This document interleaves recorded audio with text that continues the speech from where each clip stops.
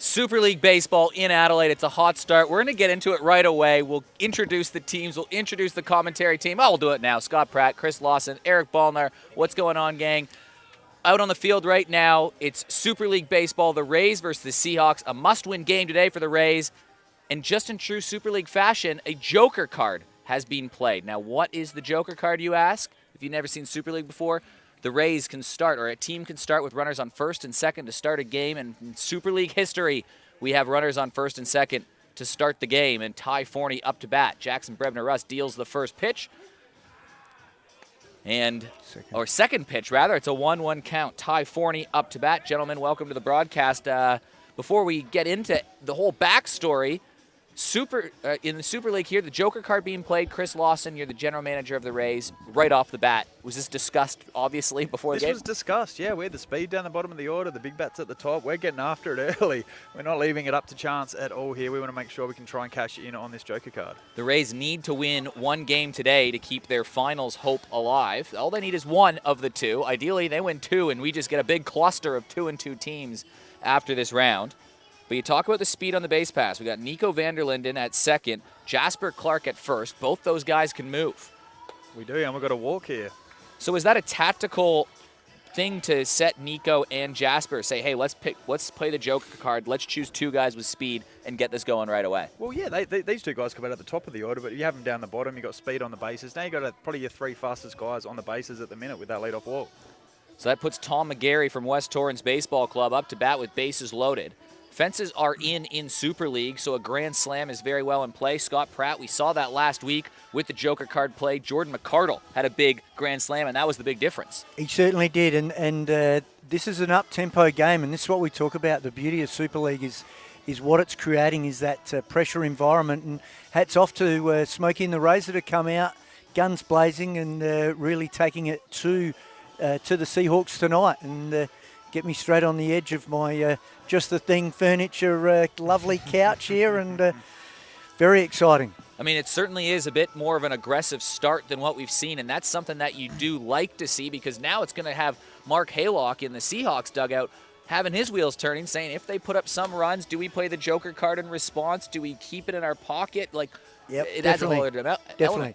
And one thing we've noticed straight away is it's put Jacko on the back foot. He's really he got behind and walked the leadoff guy. Now bases loaded. You could see that all of a sudden he was stunned a little by that. A starter likes to settle in. They like to settle into the game, and he's all of a sudden got runners on first and second, and has got that reliever mentality he has to approach right now. It's a 2-1 count, and this one goes inside, so it's a 3-1 count. It's a hitter's count for Tom McGarry. Jackson Brebner-Russ, a pitcher with Sturt Baseball Club. He'd be one of the Caps medal favorites because he can bat too. And he throws this one for a strike. It looked maybe just inside. It's now a full count. Bases loaded. Joker card being played. Huge moment early on in this game. Tom McGarry with the West Torrens Eagles. That one is certainly outside, and he's going to get an easy RBI by just standing there and taking enough pitches to get a walk. While you don't necessarily like a walk, you also know that Tom McGarry's a guy that can hit that long ball. So 1 run versus 4, that's the mentality that you can see that Jacko was going about. That didn't want to give up that 4 runs, and let's look for an opportunity here. And I guess that's the mentality that you've got to get at some point. You don't want to give up that base clearing hit that can cause some serious damage, but you also don't want to keep walking guys. We know that that's the devil of all pitchers, is to keep walking guys, so you've got to be mindful of that as well. Well, walks are costly, especially in this format. Pitchers are only allowed 30 pitches in the game. So now 2 walks and a run has gone on the board, and now Tyrone Hambley, a home run hitter, is up to bat, and he'll be thinking one thing as he swings hard at that one. And that got Phil. That got the third base coach right off the thigh. Don't rub it. Show no pain. But now that's got Jacko in a good spot now with 2 strikes. And so he's come back, and as you say, he's used up his pitch count quite a bit, so he's looking to obviously make something happen here, putting the pressure back on Tyrone. Well, off air we were talking about having experienced at-bats making a big difference in this game, and Tyrone Hambley is as experienced as they come, although he swings through that one and he'll walk back to the dugout. So that puts Jacko back in a good spot now. He's got one out, and obviously now there's a chance for a double play and get out of this with one run. So it comes back to that throwing against McGarry. You got to work the edges there. Chris, you brought that up in an earlier broadcast that while, yes, this is an opportunity to score some runs, it's also a danger. It's an opportunity to get a couple quick outs for the defense. I think pitchers need to embrace this. Yeah, you get that right. that sinker, you get that ground ball, you get that double play, triple plays even, that opportunity's there. And this one is flared out towards the right field. This one is moving back, and that one drops in right in front of Harry Nucky, and that could be costly. That scores one run. Running into second is a hit from Turner, and he scores 2 runs on a looping ball that just kept slicing, and that is the big inning that the Rays were hoping for. Yeah, definitely. That's a tough play to go for. You can see, as we'll see on the replay in a minute, that ball just keeps going away in that right field spot, and that's a real tough corner of this field to play. And it's not easy if you don't have that experience and get down here regularly. Yeah, you need that experience. And tough for Harry to get after that. And well played by Dan Turner getting that ball going the opposite field with that one. First pitch swing from Mason Clavel. This one heading back out towards Nucky. He makes the catch. Not quite deep enough for, there's someone running for Tom McGarry out there, but not quite. Yeah, young Darcy Barry on the bases. Darcy Barry could not quite tag, so it's just going to be a fly out towards right field. So Liam Bull steps in. He's got runners on second and third, a high-end prospect in South Australia, played on the under-18 state team. Plays with Henley and Grange, but he was 4th in the South Australian Baseball League as a 16, 17-year-old last year with a .398 batting average. He has not been in that starting lineup in the first couple games for the Rays. That's a big addition to this lineup. Yeah, he had a bit of a bum shoulder there off the bat to start the season. So throwing him in here in this situation. And he swings at that one drifting out towards right field. A busy inning for Harry Nucky. He makes the catch, so we can exhale maybe just for a moment here, boys. We just jumped right on the broadcast. 3 runs. It puts them on the front foot. Is that a passing grade for the Rays? It's a pass. I think joker card, what do we say, 2's a pass? Yeah, anything above that's definitely, So most definitely, I think that's definitely a pass. Yeah, well played. And we talked about at the start, we want to see some excitement. We want to see some action. And the Rays certainly delivered, didn't they? Well, we had to. We were 0-2, our backs against the wall. Yeah. We had to come out and do something and put the pressure on. Put the pressure on the 2-0 Seahawks. Well, the man stepping onto the mound is Mitch Newenborn. I'm really looking forward to watching him pitch. This is my first time seeing him pitch live, but he's a guy that was brought over from Western Australia. He pitched with the Perth Heat last year with some pretty nice numbers, signed to play for the Giants. He's getting his first TV game in Adelaide, and he's a guy that I know you'll be happy that you have in the Rays.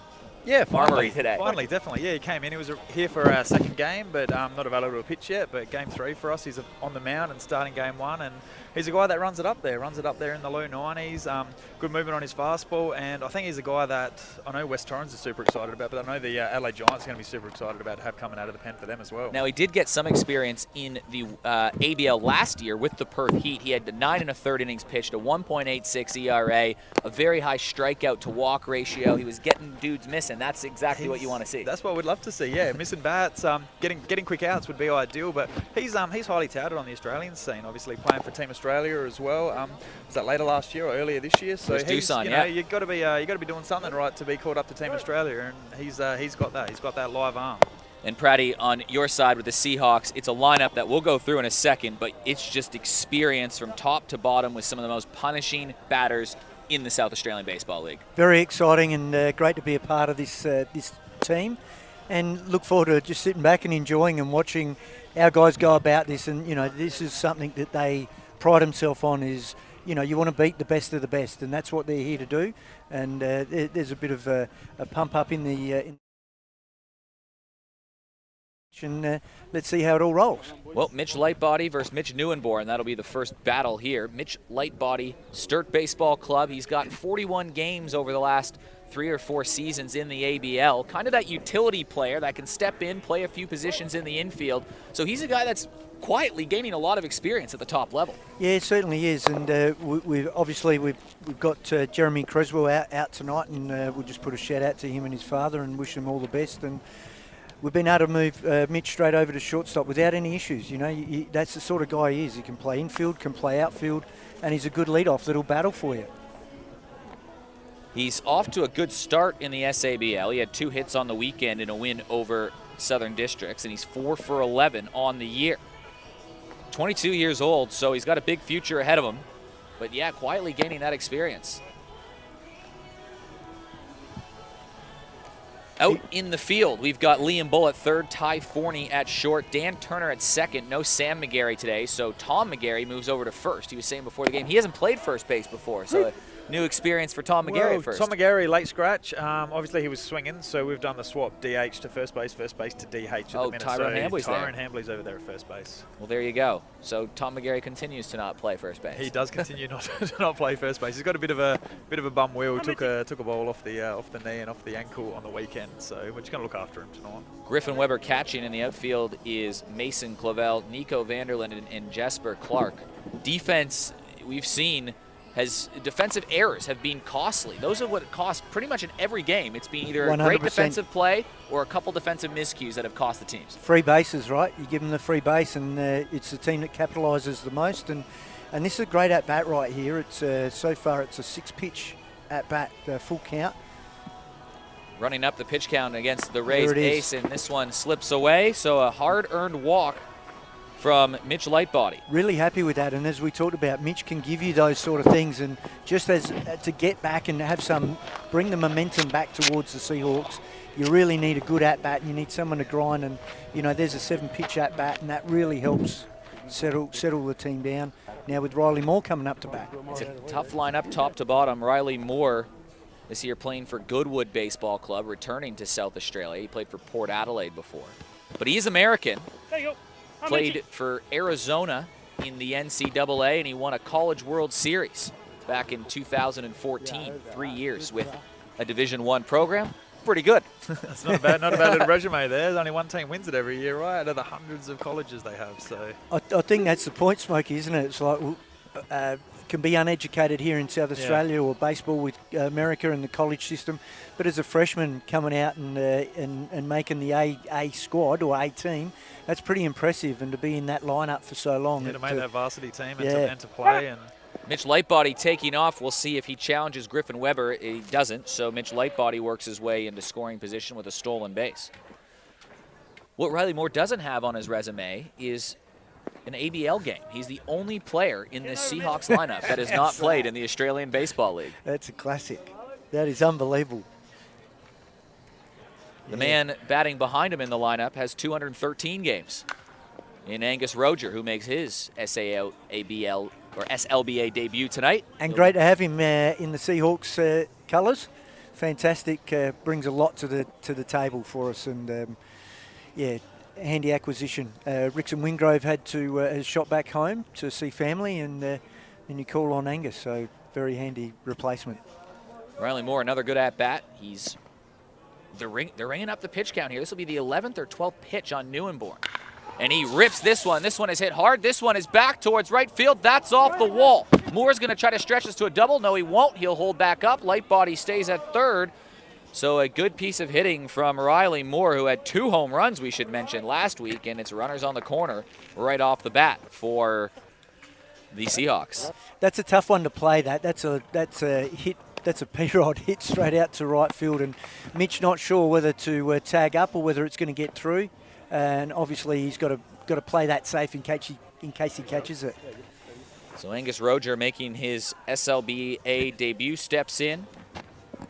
213 games he's played in the Australian Baseball League before retiring last season. He's off to a 6 for 11 start in the SABL. He had 3 hits on the weekend. He's been around club ball for a long time. Pretty good player. He's a very, very, very good player. Yeah, he's earned those stripes, earned those 200-plus games that he's had there. This one hit up the middle. It could be a chance to turn 2. They get 1. Do they get 2? They do. So a very handy double play turned by the Rays. They concede the run, but you're going to trade that run for 2 outs any day of the week with runners on definitely. the The way corners. that inning started with a walk and a P-rod off the fence there to get that ground ball double play, give up a run, that's great. And that's on Jasper too for playing that perfectly off the fence, getting that ball in, keeping Riley to a single. We could add runners at second and third. You're only getting 1 out there. We've got 2 outs there and a chance to end the inning. It was very well played, wasn't it? He handled that well. Here's a look at it on the Plura Active Wear replay. And that also keeps the base paths clear for Jordan McCardle, who hit 2 home runs last week and is off to a hot start. But in saying that also, with Angus, he still battled to get the ball in play to score us a run. Yeah. So the last thing you want to do is come out of that inning with a donut up on the scoreboard. He's the sort of guy that puts that ball in play to keep the rally going and get the scoreboard ticking over nicely. How's Jordan McCardle's ABL experience adding up? He's only 23 years old, but next year he'll eclipse the 130, and if he plays the full season, 150 ABL game mark at such a young age. He is, and he's been up there since he was, 16, 17, knocking on the door of the bite onto the Giants, which we are now, and putting up some great numbers. Yes, and we do. We're employing a 4-man outfield for Jordan. 1-2 count. This one goes inside, 2-2. Patient approach for the Seahawks so far versus Mitch Newenborn. Rays swinging when they're attacking any strike they seem to get on the other side of it. This Seahawks lineup, that's a veteran lineup. They know what they're doing up there. They know there's a good guy on the mound. They've got to get their pitch to hit. So the number of pitches, I guess their zone's a bit different to what they're looking for to hit compared to, I guess, a lower quality guy. So Mitch he's bringing some heat. He's got a good nasty slider there.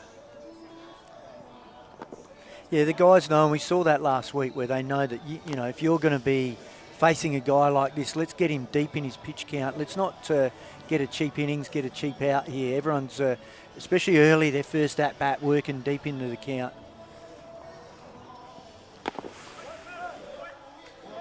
Good patient at-bat from Josh Cakebread. That was just some of that experience showing, getting on base. So the Seahawks have another runner on. And walking out to the mound is Jamie Cloden. That means that a pitching change is coming. So that will spend the end of the day for Mitch Newenborn. And they got how quick you get up to those 30 pitches. It is, isn't it? And you could see that Josh obviously battled up there and made sure that he was. It had to be that pitch and a great at bat. Plus pitch at bat there, and there's and a couple of them in there. Right? And there's the few, like we said before, a few veteran hitters in that lineup. They're going to work those counts, and 5-7 pitch at bat. You're in trouble. You're out of the game. Choose up very quickly.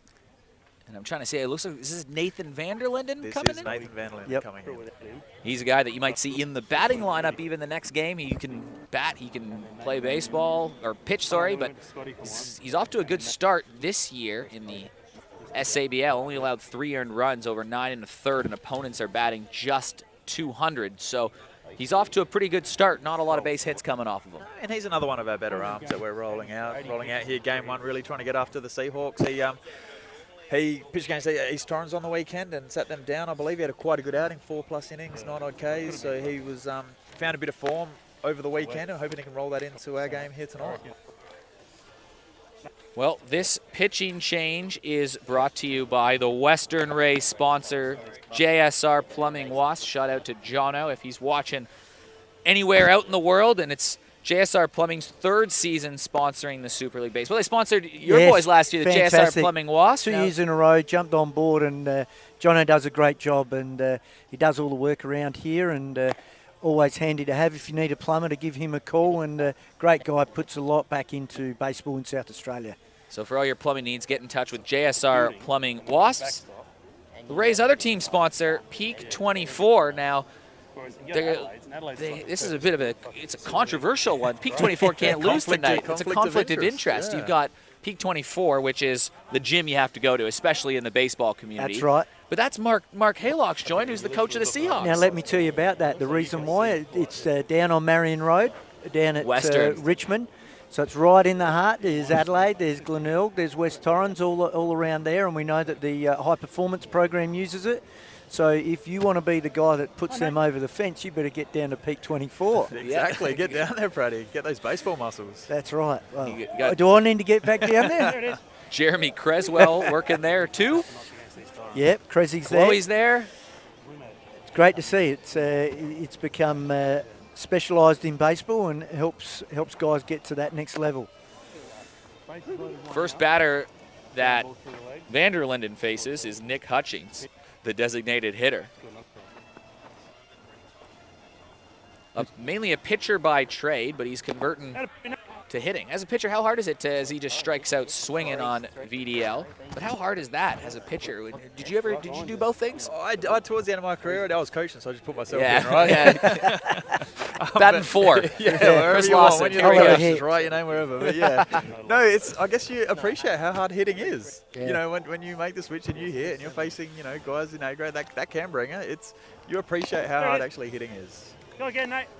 Looking at the other side of things. Dylan Ridding, good to see him back and healthy, playing hopefully a full season of baseball. He had an injury, I think it was the beginning of last year, that ruled him out most of the season, but he's a guy that's hit around that 400 mark at a young point in his career and back-to-back years in the SABL and was really starting to make a name for himself. Yeah, he can play too. You can put him anywhere in the field, infield, outfield, and as you said, hit 400 as well. Yeah, go again. Oh.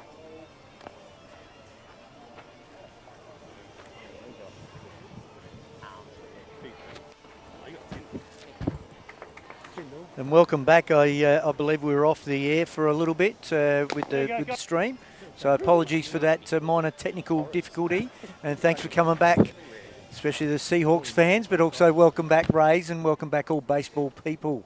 Well, if you are just joining us, as this one's hit hard up the middle and a scoop from Forney over to second base. That ends the inning, so we are through 2. But let's get everybody back up to speed. The Rays, they're 0-2. They need to win today. That is the mantra. They need to win at least one game, ideally both of them. They come out swinging, literally and figuratively.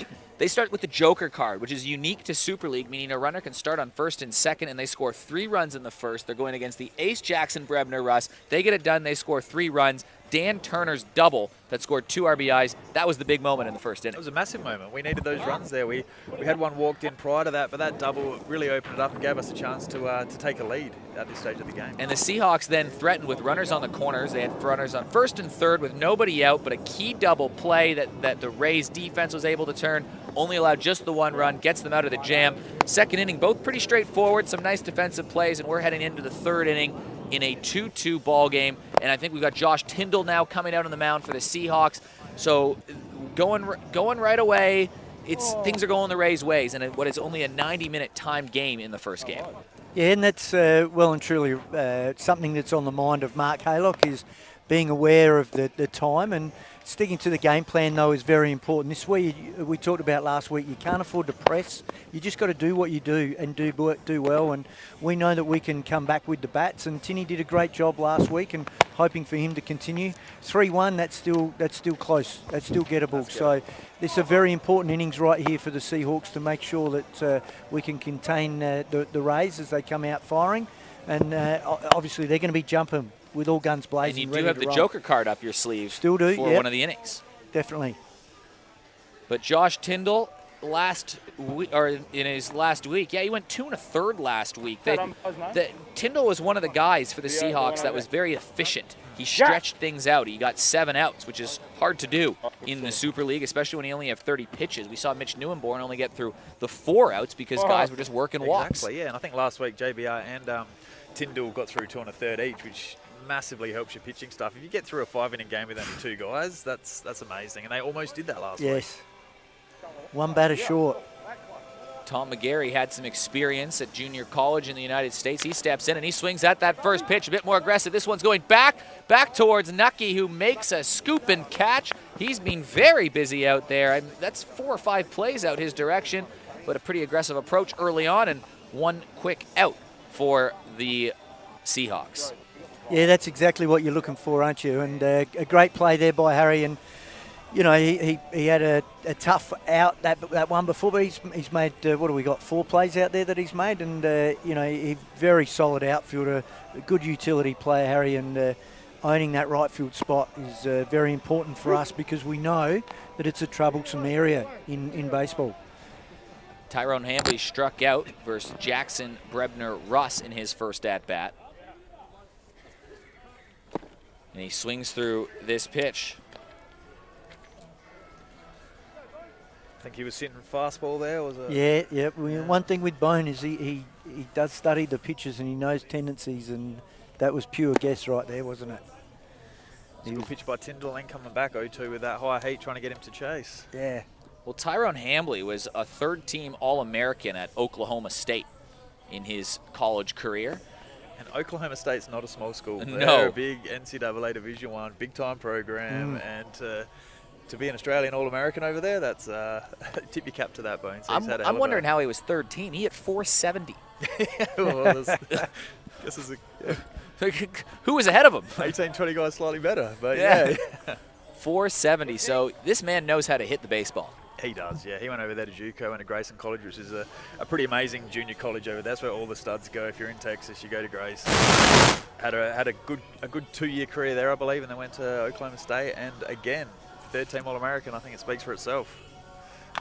He chops at that one foul, so he's staying alive and working some at-bats here. And the great thing with Bone now is he's putting it back into the game as well, and obviously coaching at West Torrens, but here in the office with a role as a development guy, and does great with the charter teams. And yeah, it's good to see that knowledge is being passed on. Well, he was the junior head coach to get the under-16 state team across the line. Exactly. And then the 18. And then the 18. Yep. team. So to break that drought for South Australia, you know, he loves it. He loves being a part of it, and he's doing a great job, and we tip back up to him. And so many of those players are now making their mark at the ABL and professional level. As he was starting to walk to first base, he gets called out on strikes for the second time today. 2 quick outs for Josh Tyndall, who is, he is not just quietly anymore. He is really becoming one of the more effective pitchers in the South Australian baseball landscape. He certainly is, and that would be an interesting conversation tomorrow in the office between Neil and Bone, won't it? Dan Turner steps in. He had that 2 RBI double with 1 out that put the team ahead, and that is where the game stands in a 3-1 score line right now as Tyndall gets him to ground over towards third. That stays fair. Picked up by Ridding. Throw across the diamond, and a nice play to end the inning. How about that play? Fantastic play. That's always a tough one. You know, you've got that long throw, and you've got that time that you've got to get rid of it and make that throw on the money. And great play there by Dylan Ridding. As we said, you know, what a guy to have come back into the lineup. And he showed that composure too. He was pretty chill there at third base. Oh, yeah. That across there. He knew the runner going down the line. Dan's not the quickest guy going around by his own admission there, but he busted down the line to try and make that as close as possible, and Ridding just stayed with it. Well, down easy. We're going to interrupt your regular scheduled program to head down to the bullpen with Austin Gallagher. He's roaming down there. I think he's got Mitch Newenborn out there. You there, Gally? I think he's trying to work out what's going on with his microphone. See if we can get Gally and Mitch Newenborn. Try now, Gally. Try talking to us. As a joker card is being played. I think he's just a little bit out of range. He's all the way down in the bullpen, so we'll try to get Gally and Mitch Newenborn a bit later on. I think they're a bit out of range down in left field. I'm sure he had interesting things to say, but the joker card is now being played for the Seahawks. They're about to turn the lineup over. So Ridding and Hutchings will start on base, but Matt Hutchings, Mitch Lightbody, and Riley Moore do up. That's a good part of the lineup to have from the Seahawks perspective. Oh, certainly, and you got to look at both situations. Some speed on the bases, and some guys that know what they're doing as they're coming up with runners on. And obviously it's a 3-1 ball game, and it'd be good to get a couple right here just to even this game back up. And that's what we'll be looking at right now. And that's it. Matt's going to be a hard guy to turn 2 on. That's right. As well. So exactly. as much as, we say the pitcher wants that ground ball, we need a hard hit ball to shortstop to turn that double play. That's right. Speed going down the line. All three, first, second, and home plate, speed. Matt Hutchings in that second leadoff spot, batting 9. Well, there's a big saying in baseball, speed doesn't slump, right? Never. Well, you saw that earlier in the game, even with guys like Nico Vanderlinden racing down the line to get on base, and then using his speed to force an awkward throw from second to break up a double play. They didn't score anything from it, but he had an opportunity. And there goes Nick Hutchings. They're going to try to throw the double steal over to first. That gets over Forney's head. Hutchings will hold up, so the double play is out of the factor as they put the double steal on. Ridding slides in there, and they were just sort of testing Griffin Weber's arm a little bit there, and that one just sailed out into the outfield as you look at the Plura replay. The old fake bunt double steal. Oldest trick in the book. Yeah, I love that one. Love that one. She's a beauty. So now 2 runners in scoring position. Good opportunity for Matt Hutchings. Yeah, and this is where now that Hutchie's got a battle here and look to put the ball in play. As the infielder playing in, so he's got to look to execute by putting that ball in the outfield. Hutchings misses on this bunt. That rings it up. The first strike on him. It's a 2-1 count here in the bottom of the 3rd inning. Having his brother at third base, got to bring him in. I don't know what was going on. A little safety squeeze there, Yeah, perhaps. He wasn't running. Drop that down to Bone and scores see a what run. happens. Yeah. And he swings at that one. A diving play. Nice grab by Bull. He holds the runner. Throw to first.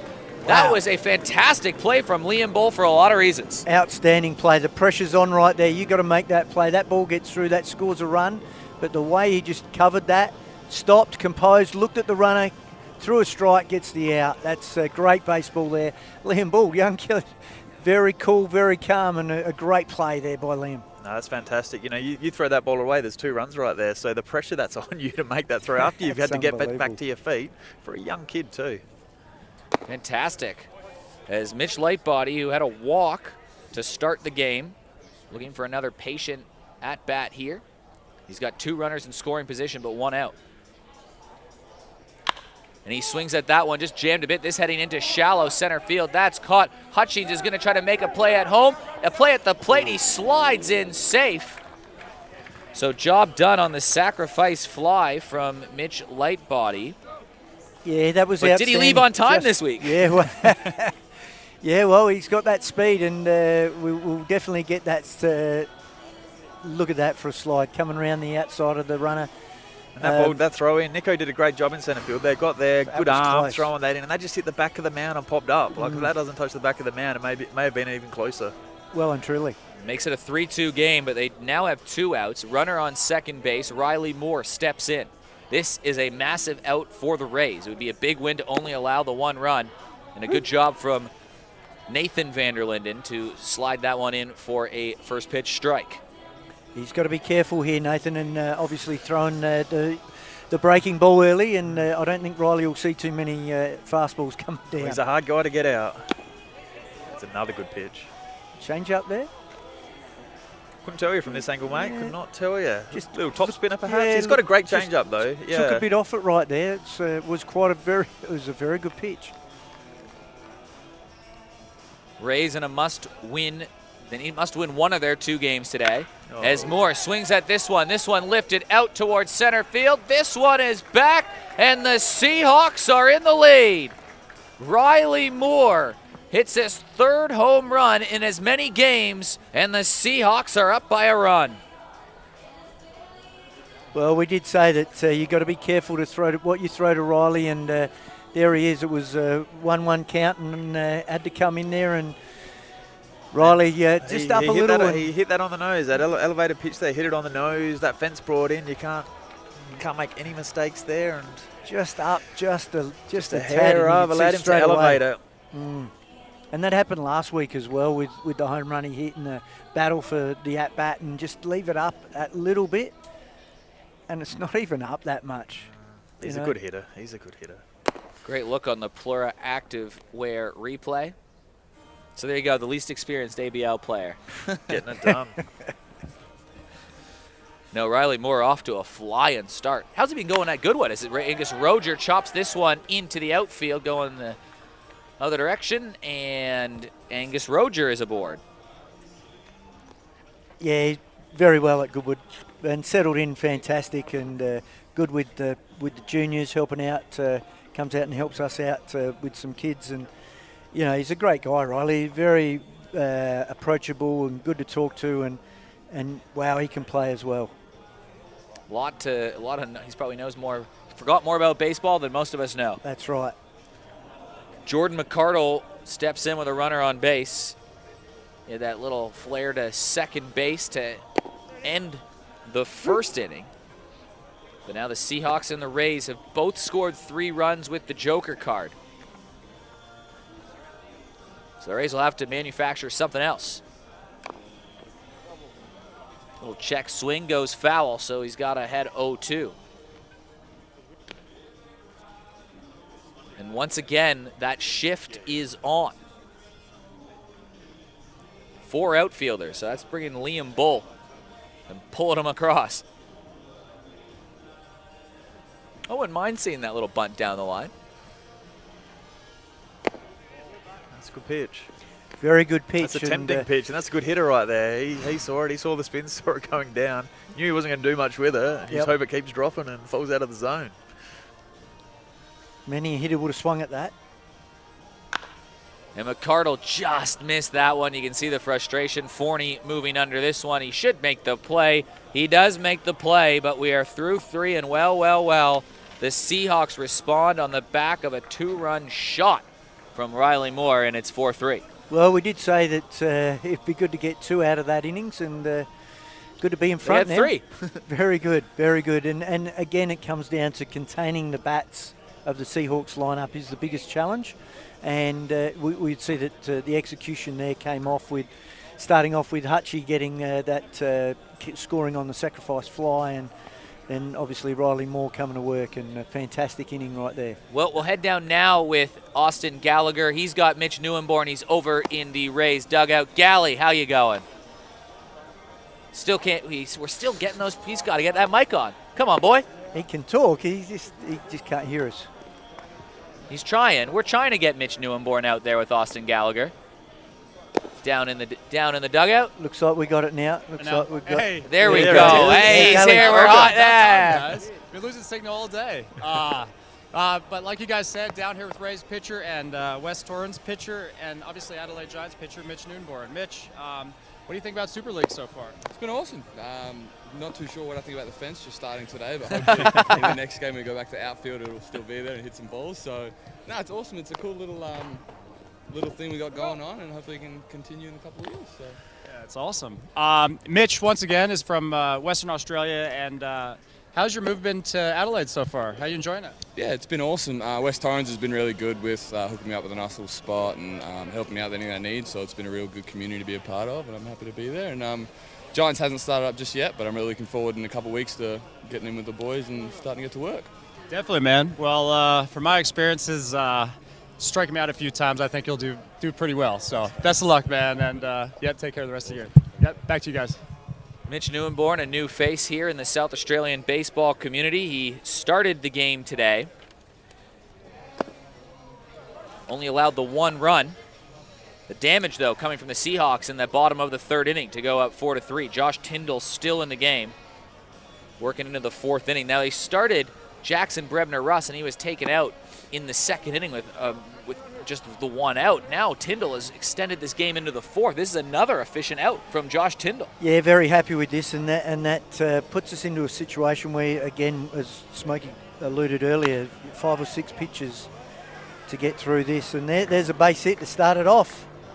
So very happy to come back after, and again, it's the importance of momentum switch, and you really need that, and the Rays to jump straight back and get that base hit right there is, you'd be very happy with that, Smokey? Oh, definitely. It's how you respond to those situations right there. And, you give up a 3 spot, it's a joker card, runs are going to score, but to give up the lead to the powerful Seahawks lineup, it can be deflating. But for Mason there to jump on that 2-0 pitch and shoot it to right field with Bully coming up, and it's just about getting to the next guy now and trying to squeeze a few guys around the bases and squeeze them home and score a few runs here. As a 16, 17-year-old, he was 4th in the SABL in batting. He's an all-star in the making from Henley and Grange. They've got some kids that can play some pretty good baseball over at Henley. And what about the season he had last year at the Super League? He was lights out. We also have a guy like Jack Partington. Is Jack Partington here on the bench today? He is, yeah. He banged up his wrist on the weekend, unfortunately, so he's not going to do a great deal out there. He may run the bases for us in some of those pinch running, designated running roles. I'm not 100% sure how Close is going to play that, but unfortunately he's a little bit sore tonight. Partington did lead the SABL last year in stolen bases. He had 22. The next closest was just 16. Liam Bull swings at that one. That going over towards right field to, you guessed it, Harry Nucky makes the catch for his 5th play of the day over in right. The first ball of the day went out towards him, and he struggled with the first one off the bat, but after that he's been pretty sensational. He has been, and look, you'll take that every day. Those balls are hard to take. And the slicing one that he very loved hard, it, and You know, you look back, the great Barry Barnett years ago used to own that at right field at Norwood Oval, and it's a tough position. Weber swings at that one. That one goes off of his foot, it looks like, and that chops foul. And Harry's a quality player. Look, he's come through the program and state teams and been a part of that with Bone in the championships teams, and he knows how to play and made some good plays last week, and he's a quality outfielder out there, and he would have learnt from that first one that he missed and all over it since then. So good to see that adjustment being made. A lot of next generation players in this competition. Griffin Weber, one of those. Well, the interesting time was when they won the championship, and there was the Nucky and Weber, which were in the Jamie Nucky and Burke Weber. Burke Weber. There was one more Of the father-son combinations that won the last state to this one? 3 of them. We give away a prize for who gets the third one. Was that the Mead combination? You're rolling that card out? I'm not too sure. So we got, it could be. Someone's going to tell us. Someone's got to tell us here on the live stream comments. Griff just misses this one. This gets chopped foul. Yeah, there is a generational. Will you have a prize for that? There must be. I mean, Angus Rogers, old man, played some pretty high-level baseball. You've got, though they're not the same generation, you got Brian Cakebread and Josh Cakebread with some generations. This one chopped over towards left field. Dylan Ritting moving under. This one just loses sight of that. Mitch Lightbody. Did David play as well? He's in the coaching staff down here, so you got the 2 generations. Jordan McCardle's old man played some baseball on this Seahawks team, on the Rays. Trying to look through who they've got. But Griffin and Burke and a good connection. Jamie and Harry, a good connection. And then you got obviously the Mead family. There's a lot of them, that next generation playing. It's a healthy position for South Australian baseball, and hence why this program is so important for our development of all our players. And Griffin Weber takes this one for a ride. This one heading out to center field, and see you later. Well, the Rays are up and about. Look at that. A big at-bat from Griffin Weber has put the Rays back out in front. They're trading shots at West Beach. Fantastic to see, and he really got all of that and drove that deep. And that's that second chance. That foul ball that falls in. It's a hard play. Don't get me wrong, Dylan Ritting. That's swirling around up there. That's high. I'm not making that. So that's a hard play, but that second chance. And all of a sudden he jumps on that, and a pitcher hates that. That saying, make it hurt. He did right there. He tattooed that ball. There's a look at the Plura replay, and you can see Matt Hutchings, the owner of Plura, on the Plura replay, watching that ball sail over the fence. And what a fantastic range. I jumped on their website today and got myself a bit of active wear. They've got their menswear that just came out. Just launched the menswear, and I'll be able to run around the block a little bit more than what I could have before. Or at least quicker, right? Oh, not quicker, but just can do it again more often. Recover. Nico Vanderlinden has this ground over to third, and they make the play. So that's out number 2. Yeah, they're not an easy play, that one. It gets you on the glove hand side. You've got to spin around and keep your balance and get that throw over to first base. You don't know how that's going to hop, how high that's going to hop. There's a lot you got to read there. Well, the Rays needed something from the bottom of the lineup. And Nico Vanderlinden and Jasper Clark scored. They started on base with a joker card, but they did a good job getting around the bases and scoring and putting some pressure on the defense. And Griffin Weber with the 2-run home run. Those 7, 8, 9 guys producing early. You need 7, 8. That's how you win games, right? 7, 8, 9, getting the job done. That's how games are won. So Griffin Weber running into that, definitely a bit of a spark there for the Rays. Oh. Did that go off his bat? Jasper, leave your head there, mate. It's 2 strikes. That is unlucky. That's tough. Well, there's been some weird plays, but take a look at the Plura replay. He even took it down. Oh, that is so unlucky. I think it just goes off his bat as he's ducking down out of the way. Unfortunate for Jasper Clark.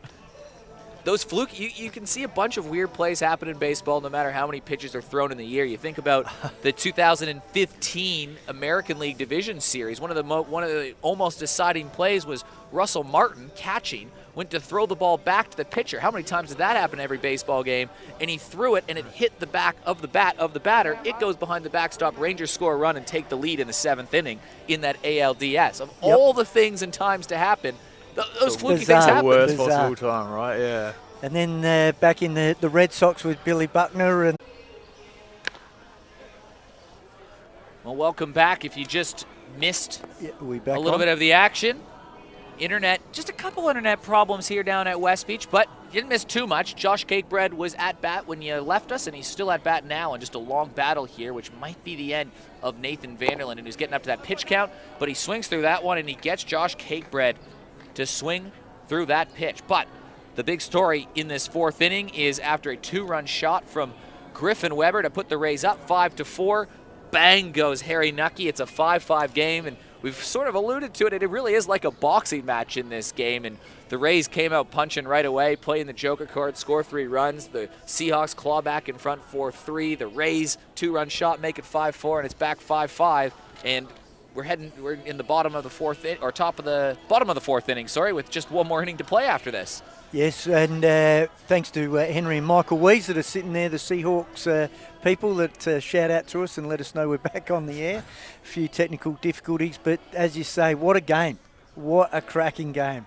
Smokey, I'm nervous here. Like it's a close game. We're in this game. I want the boys to do well. I want the Rays to get up. It's Big Broomy's coming in. Gonna try and quieten this Seahawks lineup right now. Yep, Ryan Broom on the pitching change. He's had 2 innings pitched so far. He's allowed just a walk. He's only struck out 1, but he hasn't allowed a run yet in those 2 innings pitched for the Rays, so he's been effective so far. Small sample size, but it's been effective. He throws strikes. He's got a nice little cutter there that he runs in on the hands of the lefties or away to the righties, trying to miss some bats. So just get some bad contact there and let that defense that we've spoken about, that we're rolling behind him, make the plays and make the outs. And let's hopefully he can do that again and put up another donut for us.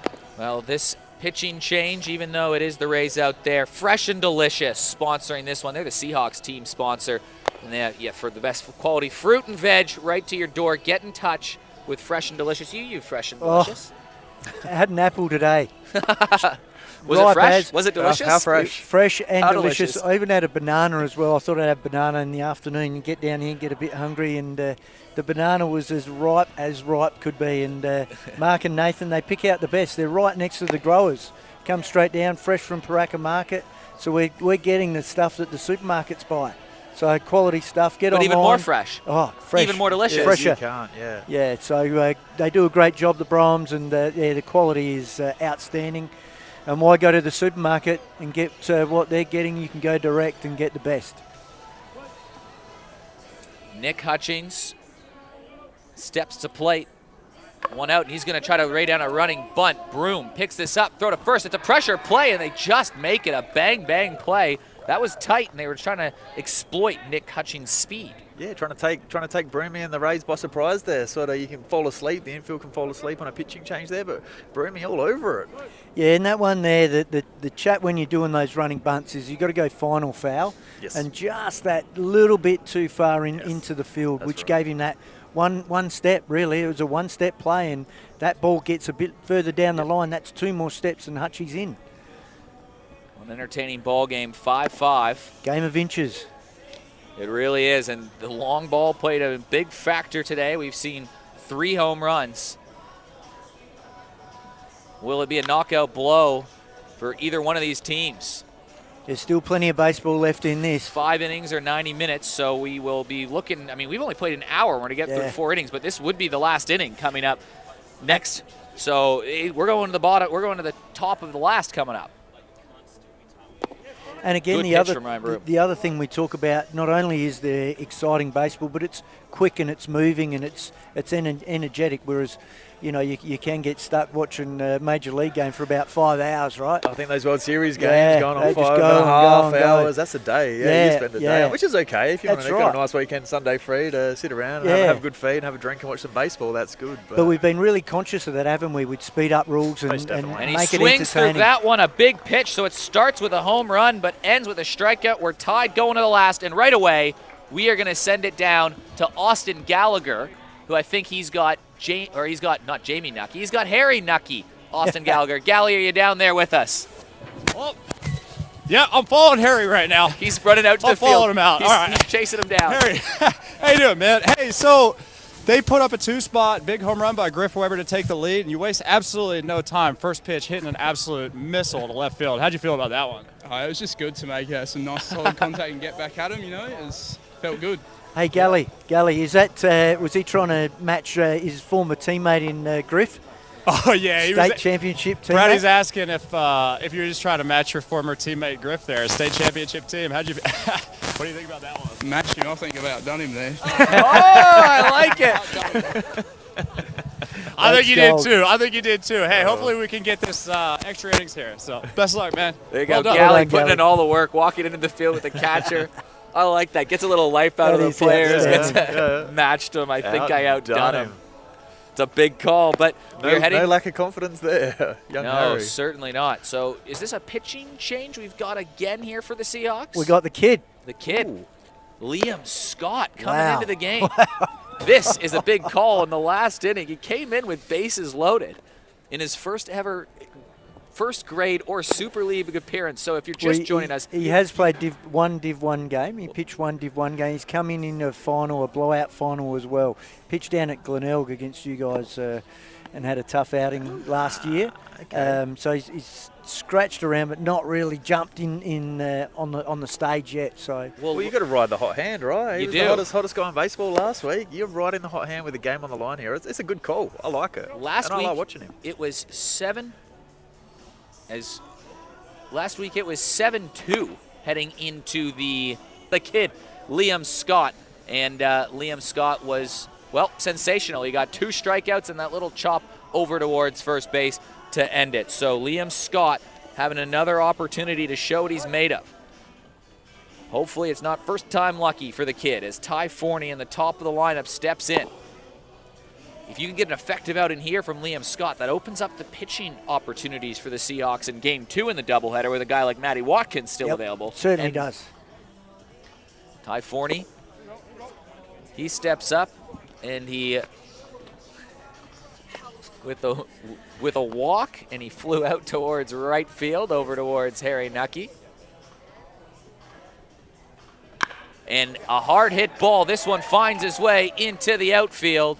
So Ty Forney leads things off with a single, and that is some speed that you like on the base pass, Chris Lawson. This is what we want. This is that. We want to throw that punch back. It's our turn to throw that punch. And for Ty to jump on that 2-0 pitch, smash that into left, and give the big boys in the guts of our order here a chance to put some damage or make some action, make something happen here. This is exactly what you want at 5-5-all and getting the lead off on. Very important situation here for Liam as well to work through this. As we know, baseball's not all about fairy tales, and you've got to learn to work through different situations. And as you know, Smokey, the chat is you've got to get in trouble to learn to get out of trouble. Yep. And here's a great opportunity for Liam to really dig deep and see what he can do. Forney running, and that ball just below Moore's feet. He can't make a throw, so Ty Forney gets on base with a little single line to the left field. He uses his legs to get to second, and what could be the go-ahead run is over at second base. Certainly the Rays hope it's the go-ahead run.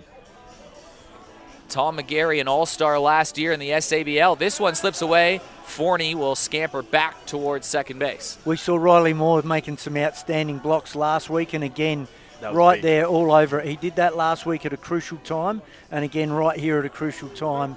That's a great play, and he is an outstanding catcher as well as an outstanding hitter.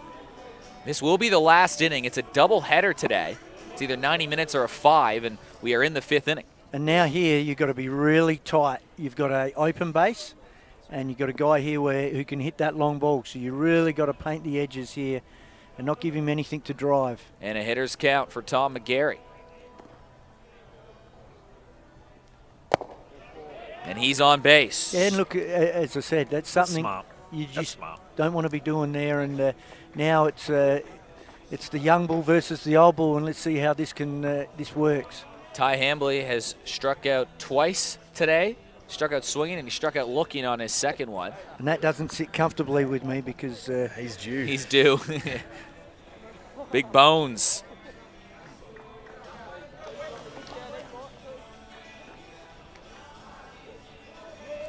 Big opportunity for Tyrone Hambley. The Rays need it. They need a win today to keep their finals hope alive. It's a 3-team competition. The top 2 make the finals, but if the Rays are 0-4 by the end of the day, that is season done. They need 1 win. Ideally 2 in the Rays' corner. This is the moment that they've been waiting for to try to put them ahead. And Tyrone Hambley lays down a bunt, and that just goes foul. That was unexpected from Tyrone. Yeah, you could see Bone, none out, move him over, get him on, move him over, score him. That's baseball, right? He's smart. He's a smart Yeah. guy up there. He would have put Heads that up. on his own, I reckon, right there. And he knows there's good bat at this. Every team has good hitters in this lineup. The next guy's going to be a good guy that's going to be able to get the job done that you can rely on. So he doesn't have to put it all on his own shoulders. Well, Dan Turner is on deck, and he's got a 2 RBI double. That'll score the first runs of the game. And this one slips away, and advancing to 2 runners in scoring position, taking out the double play ball. Now the Rays are really threatening. And that's a big pass ball there. Yeah, you put the moxie on him, Sorry, haven't Riley. you? Well, Yeah. you know, you got to state the obvious, and look what happened. But that's Oh, big the because joys. Tyrone's a candidate for a double play Yeah. ball right there. Yeah. And you take that away. Yeah, because he can hit him hard. He can get to a defender quick. As this one rides up. So 2 balls, 2 strikes. One of the state's best hitters. Certainly very experienced, standing in on the plate. Versus Liam Scott. Just getting experience at the top level. Big pitch. And he gets him again. 3 strikeouts for Tyrone Hambley. 2 of them looking. He wasn't too happy about that walking back to the dugout. But that is a big strikeout from Liam Scott. And he's an intelligent hitter up there, Tyrone. He's got probably one of the best eyes in the state there. So he did not seem happy with that. Maybe he got caught out. Maybe he's expecting off speed and got the fastball painted on the outside corner there. So Dan Turner, he's had a 2 RBI double. If he can get a base hit here, boy, would he really be a candidate for that Plura Activewear Player of the Game. That's an impressive pitch right there, going with the off speed to throw that for a strike after you've just struck out the bone. And he hits this one hard. This gets to the outfield. It's going to score 1 run. Runner being waved around. Is he going to be able to slide in there at the plate? He is caught dead at the plate, but the run does score. So Dan Turner delivers his 3rd RBI of the game, and he puts the Rays up by 1. Yeah, nice shot there by Dan Turner, and scores the run on the base hit. But now you watch this play here. Throw comes in from Geordie at left field. Watch the way Riley handles this.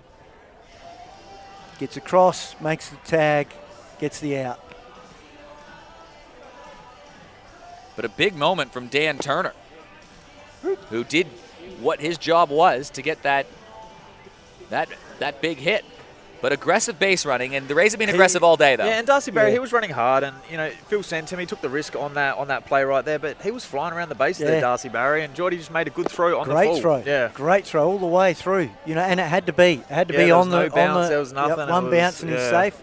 Great throw by Geordie. Not known for the strong arm, but he's made a great play. He is now. He's got another notch in his belt. Mason Clavel swings through that one, so that ends the inning. But a very key run scored by the Rays as we head to the bottom of the last inning. The Rays now clinging to a 6-5 lead. They need a win today.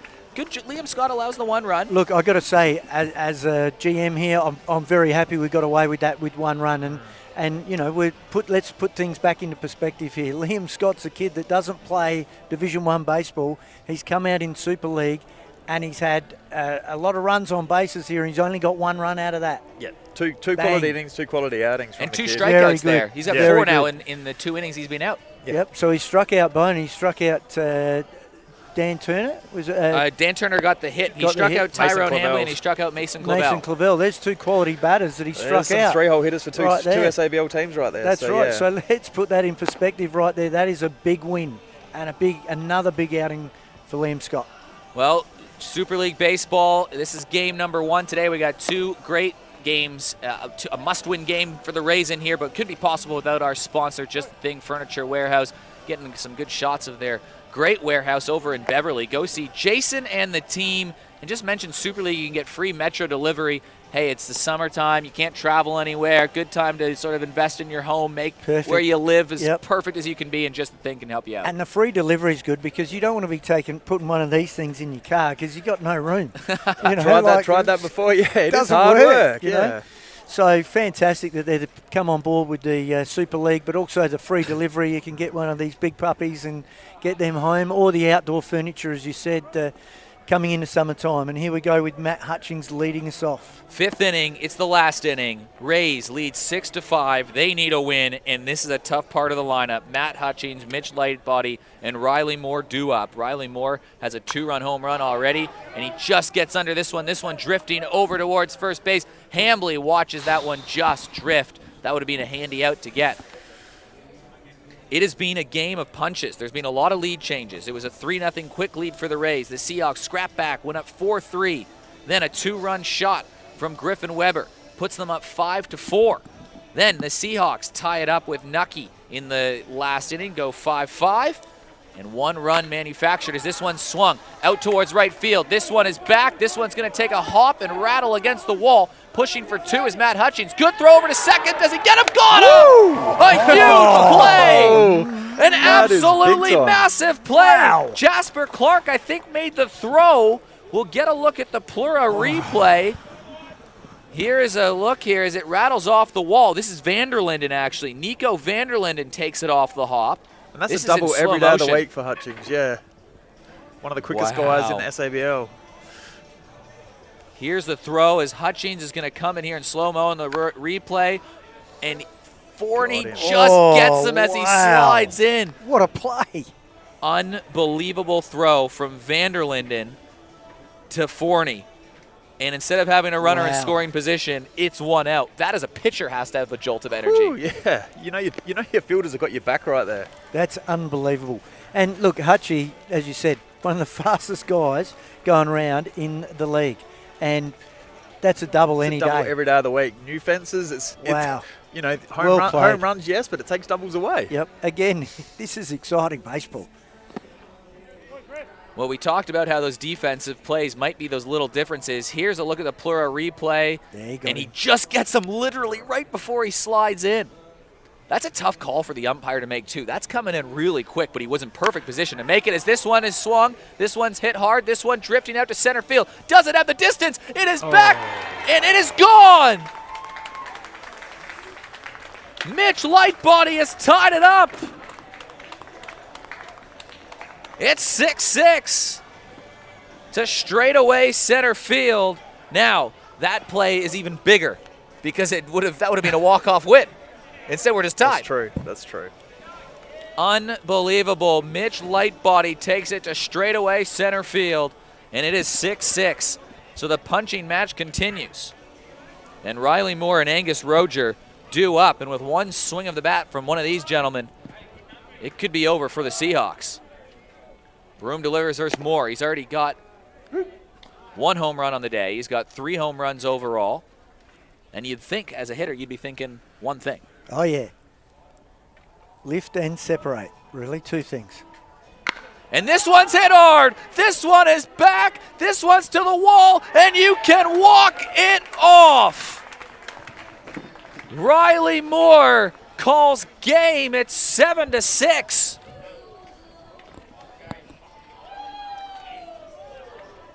Unbelievable. Back-to-back jacks from the Seahawks, and they improve to 3-0 with 4 bombs from Riley Moore. A little speechless, gentlemen. Oh, unbelievable. Yeah, outstanding. What do you say? Riley Moore, just a quality hitter. And home run, just sat back and look to drive that one, and he certainly drove it deep, and exactly what you're after, exactly what you wanted, and So Riley Moore has 4 home runs in this competition now. He has done about as much as you could possibly ask. I think Austin Gallagher is down there hunting for Riley Moore. Galley's walking over there right now. He's got to surely get him. 4 home runs, though, from him, but back-to-back jacks. We're going to head right now to Austin Gallagher with Riley Moore, the least experienced ABL player on the team. Unbelievable, yes. The least experienced ABL player on the Seahawks. I was just looking through your stats, and the past 3 games, it's barrel, barrel, barrel, barrel, barrel, barrel, barrel. 4 home runs. I mean, that's unbelievable. How do you feel right now at the plate? Yeah, good. Pretty locked in. I mean, barrel's the name of the game. Yeah, just doing what I can to help the team. Last week, I don't know what was louder, the sound off of your bat or the sound of the ball hitting off the top of the wall and going over. So that was very impressive. But, how do you feel to help your team win? Seesaw game back and forth, an unbelievable job behind the plate as well. How does that make you guys feel? Yeah, good. It's a good uplifter for the team. It was a back and forth game. Both teams were pretty phenomenal. Both hit, both played defense, both pitched pretty well. But yeah, to win it, come out on top, it's good. And Gally, makes you breathe a little bit easier the next game as well, too. While you got him, Gally, I'm curious to know about even some of the challenges of catching maybe 8 or 9 different pitches over a double inning game or a double decker today. True. How does it feel also, obviously not just with the bat, but catching all different kinds of pitchers. You're catching different guys. You got a doubleheader up. You're going to catch around 3 or 4 other guys. How does that feel, and how does that mentally challenge you to also stay hot in the game and do a great job behind the plate defensively? Oh, it's exciting, really. I kind of embrace the challenge of not really knowing the pitchers that I'm catching, and just kind of getting a feel for what they're doing and what they're throwing is fun for me. But yeah, truthfully, that's just baseball, and ultimately the ball's got to cross home plate, and I got to catch it, block it, throw it, do whatever I got to do. So it's good. That's awesome. Well, that as well, and when it's crossing the plate, when you're up in the box, it's going a very long way. So awesome to see, and best of luck to you guys the rest of the year. Yeah, thanks, guys. Thanks, Gally. Thanks, Riley. 2 home runs from him once again. That's 2 exciting finishes from the Seahawks, this time coming from behind, back-to-back jacks to walk it off. Big lift for the Seahawks, but tough for the Rays. Oh, that's deflating a bit, isn't it? Yeah, like Closer's got to get him in now and, shake him around a little bit and make sure they get up for this game too here. Because, all the punches were thrown in that. We threw a lot of punches in that game there, but there's still a few in the bag there. We've got arms to burn. So, yeah, we'll come back game 2 and be ready to go. Well, 4 or 5 lead changes in this one. We'll be back in about 10 or 15 minutes from now for game number 2. It's a quick turnaround. Thanks for joining us. Stick around. We'll be back soon.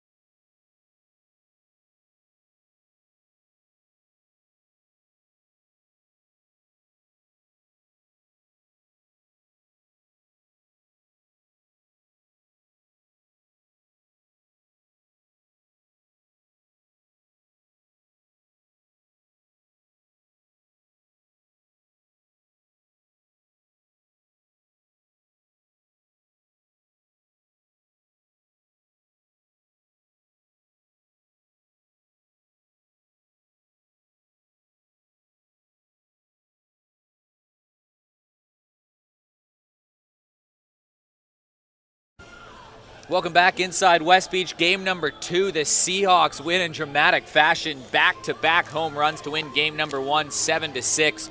The Rays threw all their punches in game number 1. They were right there.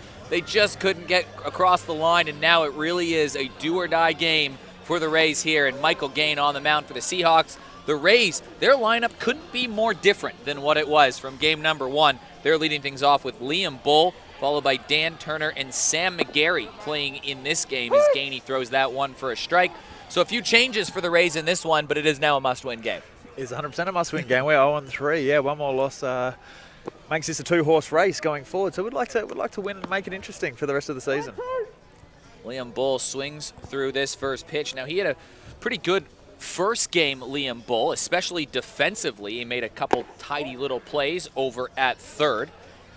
He sent a couple balls out into the outfield that almost made it over the fence, but not quite. Guy that hit 400 in club ball, but had a pretty impressive first game and probably due for a hit here, Liam Bull. I'd like to see him. I'd like to see he's worked a good count, 3-2 to lead the game off. That's what we want from your leadoff hitter, a good QAB to start things. Michael Gain is the man on the mound, Adelaide Giants pitcher.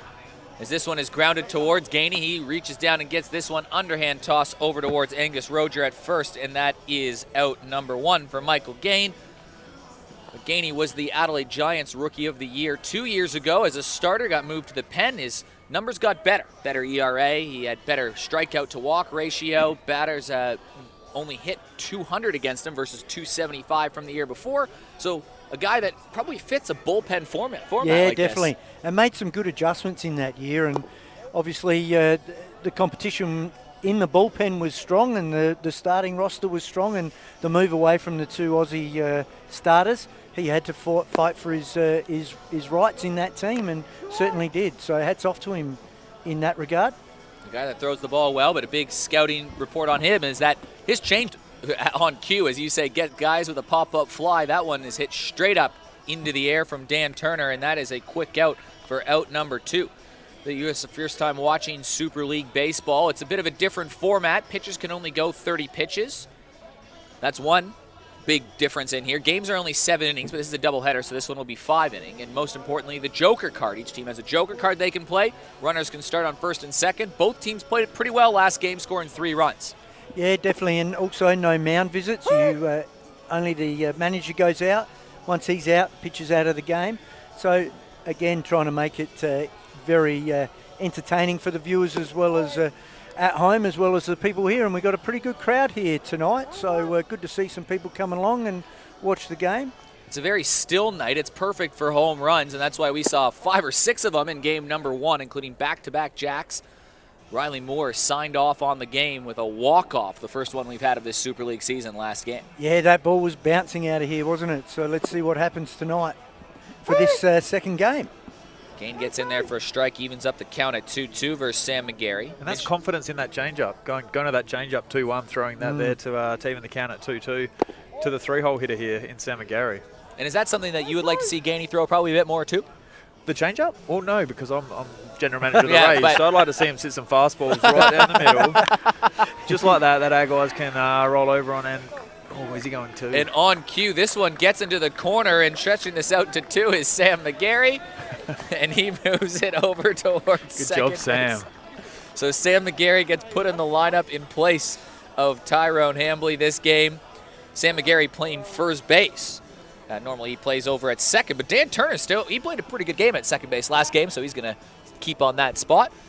But that puts Mitch Newenborn up to bat. He moved over here from Western Australia to play for the Adelaide Giants. He's primarily used as a pitcher, but he can swing a handy bat, hit about 370 in State League last year, so he's a guy sitting in the middle of your lineup. He is, and let's see what he's got here. We saw him on the mound in game 1 and did a terrific job for us.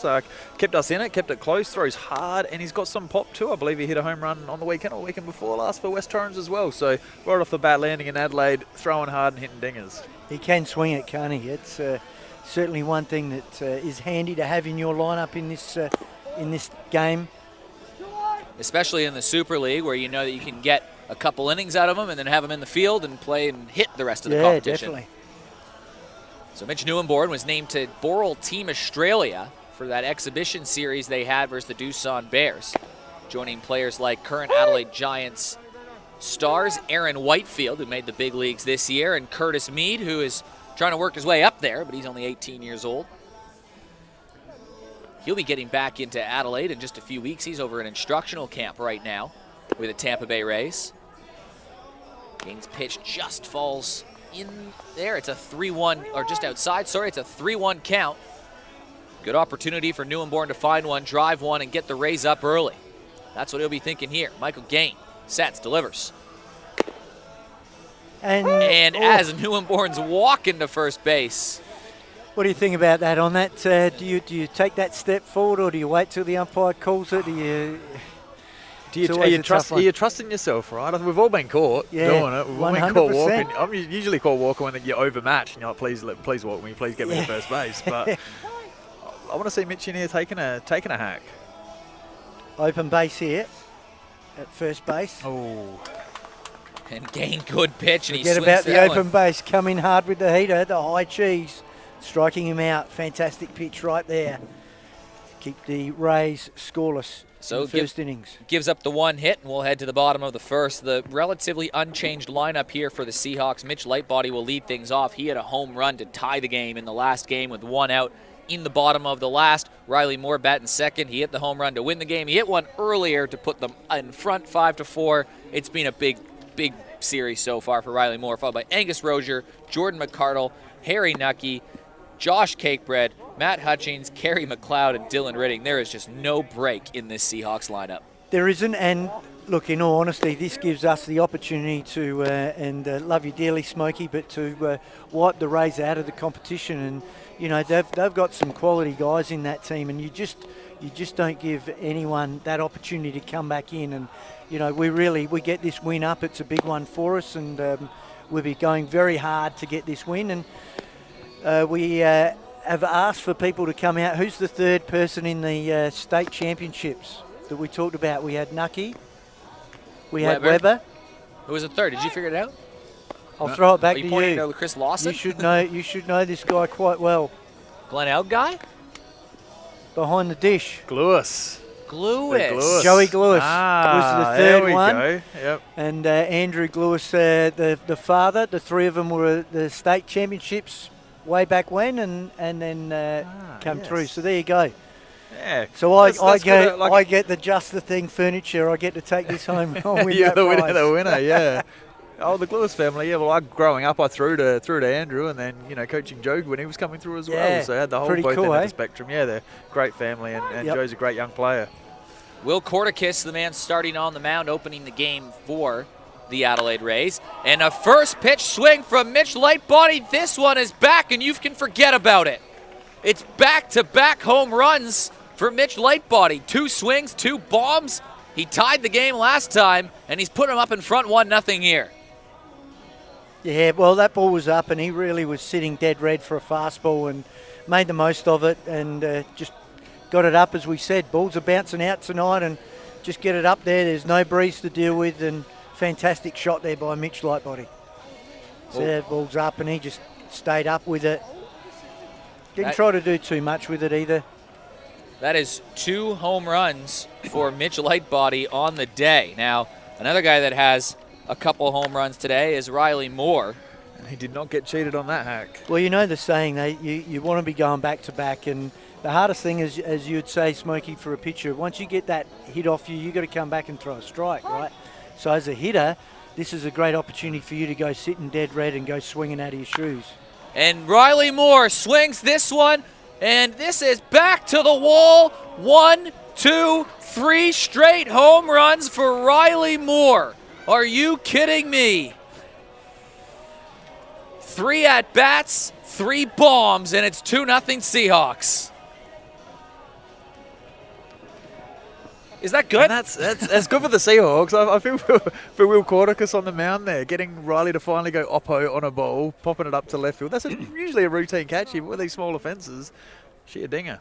And now look, well, what do you do? Now Angus Rozier comes no in, rest. and he'll be thinking of one thing only here, trying to go back to back to back. He'll be looking for that Just the Thing furniture van out at left field to see if he can get that. Good job from Will Corticus to come back with a strike to get ahead in the count. And that's what you want to see. And that's how you respond. That is fantastic to see. And Will's a great kid and, has had such a great young career, and good to see him so composed right there.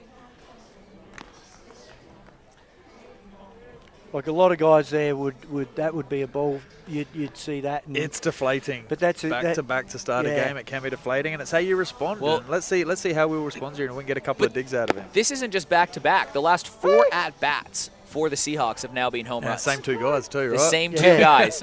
Light body to Moore, home run to end the last game to start that one. It's back to back to back to back. And now you're coming up against one of the all-time greats at Sturton in South Australian baseball. And Angus Roger will line this over towards short, so that is out number 1. And there's no rest. No rest. What great play there up the middle. You got to hang on that. We spoke about that earlier, how good he is. Even those ones, he's smart. He knocked that ball down. No, that's tricky. Like that's that short hop there. He knocked it down, picked it up, knew he had time. He's a pretty good looking shortstop. That was very cool right there. Very well handled in a tough situation where you need your team to stand up and make that play. Your home runs, fall into errors. That can spill out of control pretty quick. But Corticus coming back throwing strikes. Defense making the plays behind him, helping him out. Let's see if he can settle in. And here we go again. You got the 4-man outfield. So it worked last time with Geordie. Yeah, I don't know how we do it against Riley Moore though. Where do we put him? Over the fence. Jordan McCardle has that third base side wide open. I think the one thing what it does though is it just puts you start to have a bit of doubt, like, okay, where do I put this ball? As a hitter, he's got to be thinking, I've got to drive this somewhere or I've got to take the bat to have a different swing. And Jordy McCardle's outstanding hitter, and it's very hard for, you turn around and go, rightio, now you've got to slap one. You've got to make that adjustment. And, he sits in that 4-hole. Paid to hit dingers. He's still going after it. And he swings at this one out towards right field. It's just going to get caught there by Nathan Vanderlinden. And there's 2 Vanderlindens patrolling the outfield today. And that is out for both of these teams. In a doubleheader game where you can't use the same pitcher in either one of the games, you basically have 10 innings to get through, and you have 6, 7, 8 pitchers that you have to use. Obviously, you have your bigger arms to kind of start the games, but things start to dwindle down a little later on. And this is where we talked about before. Defense is so vital to make those plays at the crucial times to keep your pitches sharp. Errors start to build up the pitch count, puts pressure back on the pitcher, and you really need those plays to be made. So, we're going to need to see some tight defense from both teams to keep this game on its toes. So Harry Nucky sets in, and he lifts this one out into shallow right field. 3 men coming in for this one, but calling everybody off is Dan Turner. He makes the play. So the game starts the same way game number 1 ended, with a light body and Moore solo shot. It's 2-0 Seahawks. And well done there by Will Corticus. Like, you get 2 home runs hit off you, and as we said, we saw him stay composed. And that the way that he handled that, got to be very happy with that. Yeah. Spinning those curveballs up there, 4 strikes, making the Seahawks hitters swing, and that's what we need. We need him to chew up a couple of innings for us to give us a chance in this game. And a 2 runs are gettable, so that's not the end of the world. So that's fine. I'm proud of how we responded to that, and let's see if we can put up a donut next inning. Well, they'll try to chase some runs here out of Michael Gain. It'll be that bottom of the lineup that is coming up here for the Rays, and they were pretty productive in the last game. But Super League, proudly sponsored by CMI Toyota. We got 4 great metropolitan locations. If you're looking for some new wheels, again, you can't go on holiday. May as well buy a car. Christmas is around the corner.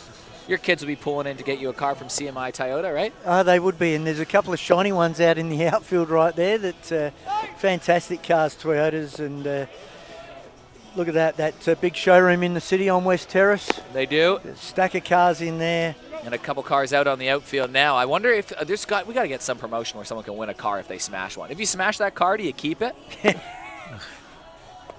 Seahawks lineup would be all over that. They're hitting bombs. They'll be going swinging for that. But a rejigged lineup here for the Rays, and they've got Ty Forney, who is the normal leadoff hitter. He's now down batting 5, and followed by Tom McGarry and Griff Weber. If you can get a couple guys on here, the Vanderlindens are some tough outs. So this is still a tough lineup that you have to work through. Our 5-6 was our 1-2 of game 1, so you know they're good hitters. Yeah, if they can move it around, but they just need to find that winning formula. They were so close last game, had a lead going in the bottom of the last, but Michael Gain does a good job of getting ahead with the first pitch strike. So who'd be up next in the bullpen for the Seahawks? Someone like a Matty Watkins, maybe? All over it. As this one is grounded over to short, throw across the diamond. Mitch Lightbody makes the play, and that's another quick out for the Seahawks. Yeah, I think it's going to depend right here. You know, Matt Watkins is sitting there. Austin McClure's there as well. John Challinor. You know, there's a few options right there. And as Smokey talked about before, very important to get through game 1 with 3 pitches. Then you've got a few up your sleeve as well. So it'll be interesting to see who Mark Haylock pulls out next. Tom McGarry steps in, designated hitter on the day, but normally a catcher for West Torrens Baseball Club. He reaches down to get that one and lifts it away. That one just drifts foul. But other than the double, it's been 4 pretty straightforward outs for Michael Gain. And not long at bats either. No, he's 4 outs, 15 odd pitches maybe. It can't be much. He's keeping it down. So especially in game number 2, if you can get a guy to go 2 1/3, 2 2/3, 2 plus, you're sitting pretty. Half the game.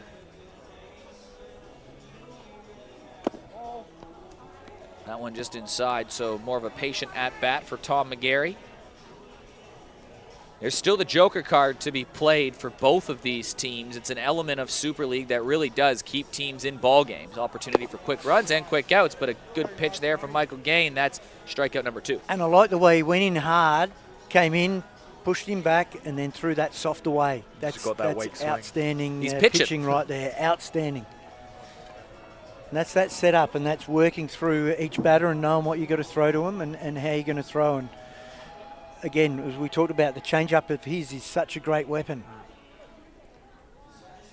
I mean, the fence is moved in, so it is a bit of a danger that those balls might go out that normally don't. But on the other hand, it is a good challenge for the pitcher to get those soft hit balls or keep things on the ground or go for the kill on the strikeout right away and just keep those strikes flowing. Well, the pitchers want to miss bats, right? That's what they're trying to do. But with 30 pitches, you want to try and get the ball hit in play and see what happens. I guess some of these guys are elevating that ball, and they're flying out of here.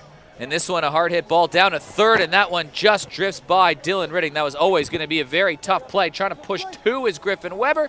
He's going to get in there easily as that one finds its way down the alley. So a couple doubles given up from Michael Gain, but he's also got a couple strikeouts, and that one was just hugging the line and maybe the break that the Rays need. Yeah, if you're going to give up a double, you want to give it with 2 outs, right? And he's done that both innings. So he's 2 2-out doubles he's given up, but it's can we jump on that? Can we make him pay for getting it to the next batter? And that's the game of baseball. You want that just to get it to the next guy, and let's see if VDL can do something here. Well, that will be the end of Michael Gain. We were talking about him maybe going just over 2 innings, but Mark Haylock comes out. That will be the end of him. So you think Matty Watkins will come in.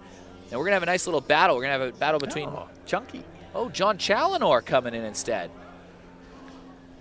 There you go, John Challinor. 2 times Caps medalist and... legend of the game. Absolutely. And right now at this time, you really need a guy to throw strikes. And he can do that. He's just knows a lot about the game. And he knows what he's got to do. He's got to get in, he's got to throw strikes. And he's got to get a quick out right here. It looked like last week he was just throwing a bunch of different pitches, kept everybody off balance. Yeah, and it was he knew how to throw. And one thing with Chunk, and I've had the pleasure of catching him, he's got like 5 or 6 pitches up his sleeve. He can throw all sorts of stuff. It's crazy the stuff that he can do and what he can do on the mound. And with the knowledge and everything, it's quite handy to have. And it was a tough night. If you remember last week, it was really cold.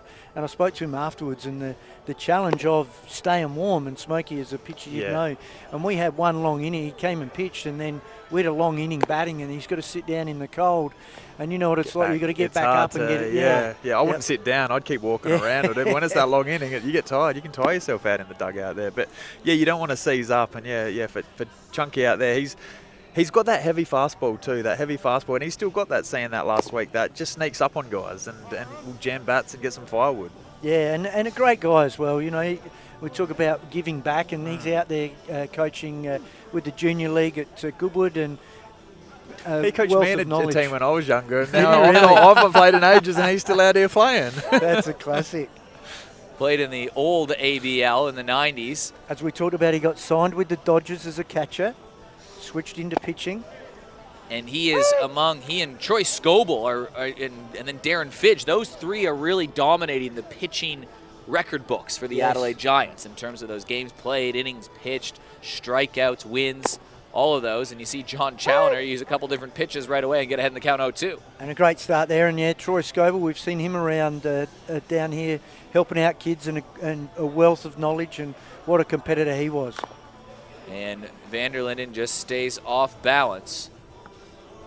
Held down the starting spot for a long time for the Adelaide Giants, Troy Scoble. And Darren Fidge, what hasn't been said about the great man, still rolling it out. He could still be out here in the Super League if he wanted to be. He is, but he's with his daughter Millie Fidge, who plays A-grade for Sturt Falcons in the softball. And she's a very good player. Sturt in softball, one of the favorites this year in the local Premier League competition. Right now it's the Super League, and it's runner on second base. John Challoner is coming to the game. The crafty veteran. And this one is rolled from Vanderlinden over towards second, scooped up by Cakebread. He makes the play, so that's a handy out that John Challoner makes, and that will do it for the side. It's 2-0. Now I think we're going to head this down to our main man, Austin Gallagher. Gally, you there with us as you're going to try to grab someone coming in there? Gally, you there? What's up, Gally? What's up? Come here, Mitch. Come here, dude. Down here on the field with Mitch Lightbody. Came up with a massive home run in the last game to tie it up, to eventually lead to Riley Moore's walk-off, and then started the game again today with another huge home run to left center. How's it feel? How's it feel to not only come up with two massive home runs, but very crucial home runs to help your team?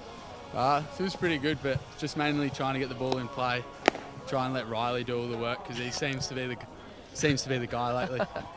Yeah, I know. Well said. But, last year made the All-Star team for the SABL as a shortstop, but I noticed last week played third base a little bit. Have you played much third base at all, or was that one of your first experiences? That was one of my first experience. Had to give it to the vet. Crazy. He's the man, so he takes the reins. Hey, Gally, he can also play outfield, I believe. Yep. We hear you play outfield as well. You played much outfield? Outfield recently? Never played out. I played outfield once for an inning. Did a little bit of catching in Super League last year too. So yeah. And pitching. He says he can pitch. He tells me he can pitch. Let's get him in there today. So we'll try to get you in there today. So, all right, man. All the best. Yeah.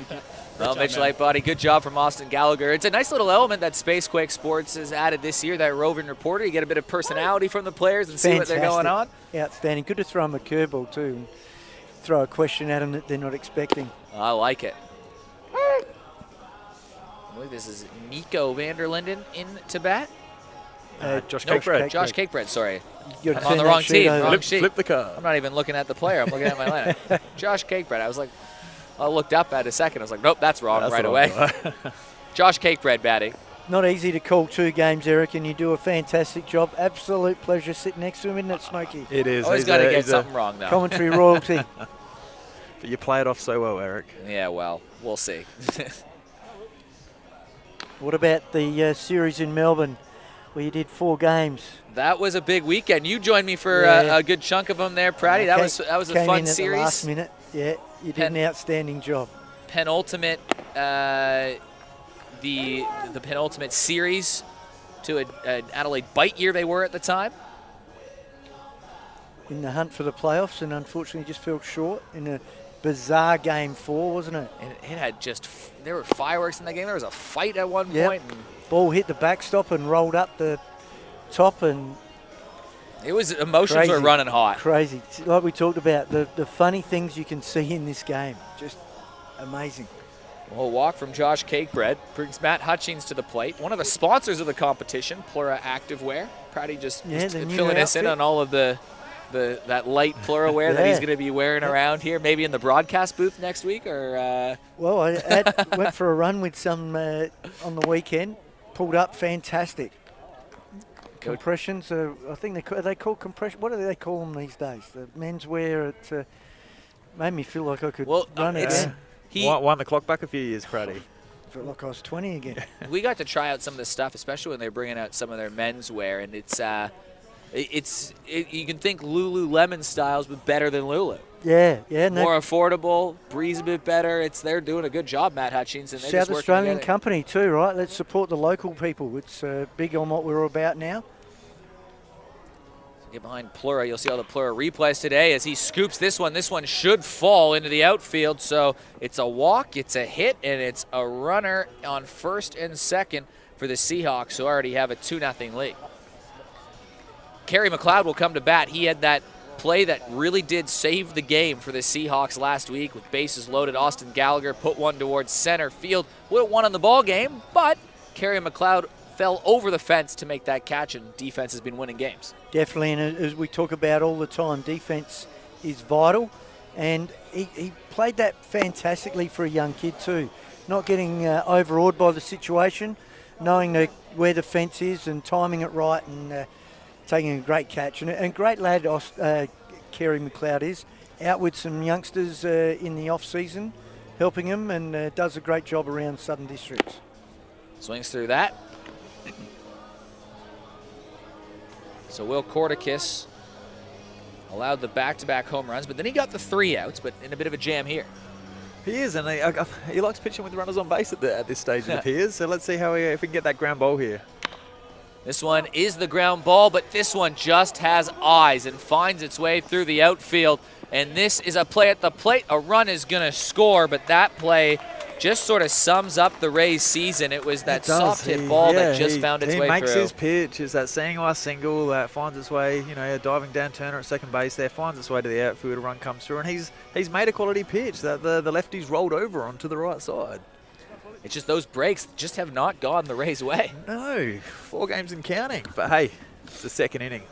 Long way to go. It is a 3-0 game. Dylan Ridding comes up to bat, and then light body Moore, a bit of a danger part of the lineup. Both of them have home runs on their last at-bats. Moore has home runs in his last 3.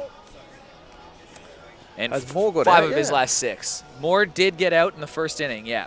Or no, I think he got on in the first inning of the first game. 4 games ago, I think he might have got it. He did. He had a single, but then he was a victim of a double play. They try the double steal, but heads-up play to stop that runner moving in. So, yeah, Riley Moore has home runs in 5 of his last 6 at-bats, and, he did get out with the double play. Okay. And then, when he was on the run. And this is where it's an important time right here, because you've got Ridding who can swing it, and now you got light body, then you got Moore. It's like There is no you've got to be break. careful. You don't want to get yourself in trouble here and put another guy on. And with runners on second and third, Kerry McLeod, good for him, by the way. I mean, he does get a ball that just has eyes, gets to the outfield, but that's a candy RBI right away to make an impact for a young player on a team.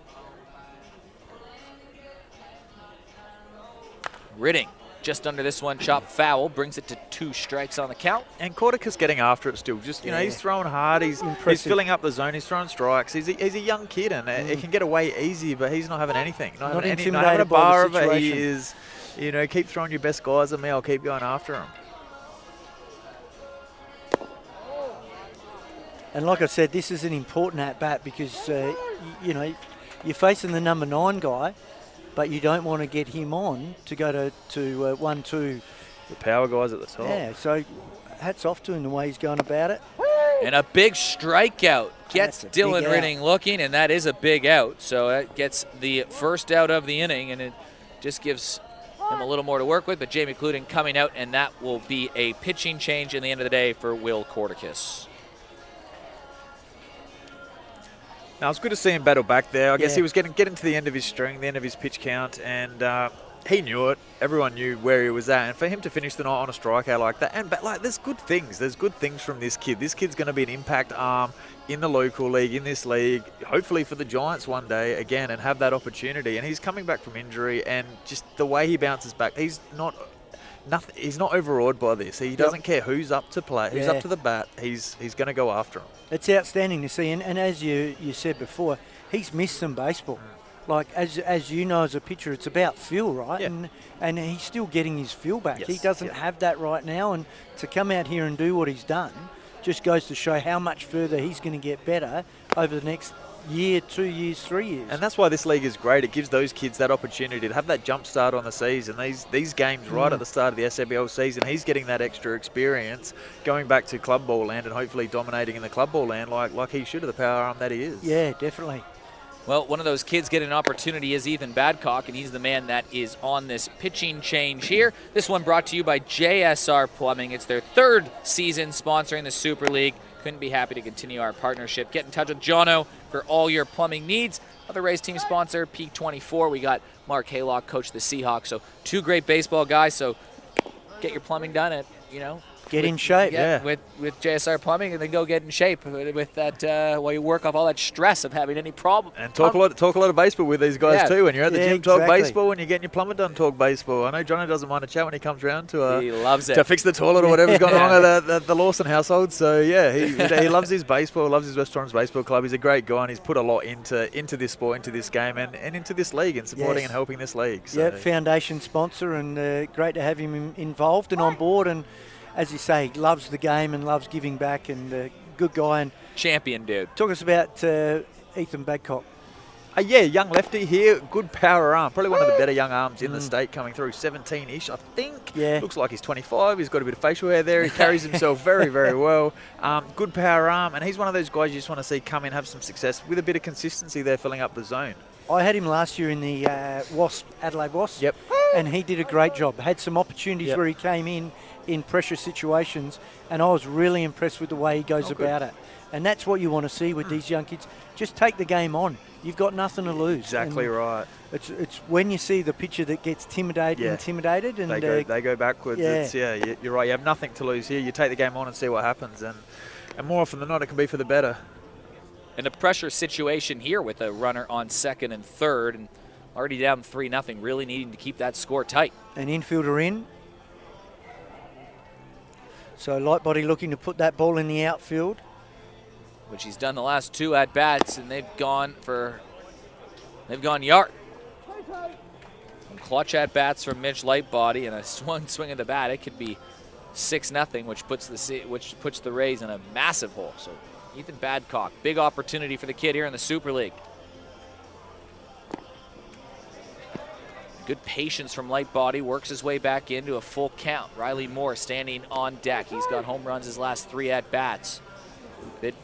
Bit easier to face him when there's just 2 outs there, and you can get him out anyway. Certainly is, and when you look around and you see the on-deck circle... pick your poison. They're all deadly. Well handled by Griffin there too on that ball in the dirt. They're not easy to take. Badcock blows that one by him, and a big strikeout from Ethan Badcock with runners on 2nd and 3rd. You'll be liking that one. What do you do? Well, that's an outstanding pitch, Smokey. That is a great pitch. Yeah, I was one batter ahead here. I'm like, what do you do? You got a lefty-lefty matchup here, but you got the hottest guy, hottest guy in the world at the minute at the plate. Yeah, he's got 5 home runs in his last 2 games. But then look who's coming behind him. You don't want to give him up, because then you got the lefty-righty matchup. Yeah. Are you playing matchups? Are you playing the hot hand? What are you doing? That's right. Yeah, well, Riley Moore. Just pitch fine to them all and hope they swing at one of them and roll it back to the pitching mound, I think. He's got home runs in his last 3 at-bats. Surely he can't do 4, can he? We'll find out. Well, I told him I'd put the mockers on him with that ball in the dirt, so maybe you put the mockers on him here now, Eric. Well, it's a 1-1 count. Ethan Badcock got to go after him, and the Seahawks looking to really put the hammer down and surge way ahead. This is the guy you'd want up to bat. But Ethan Badcock looking to foil Riley Moore's plans. But in the backdrop, behind Riley Moore, Angus Roger.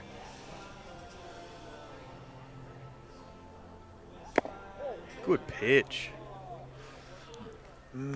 That was a very good pitch right there. He's taking him on. Riley Moore has worked himself into a bit of a hitter's count. And he's seen some pitches right here. He's seen pitches, he knows what he's going to get.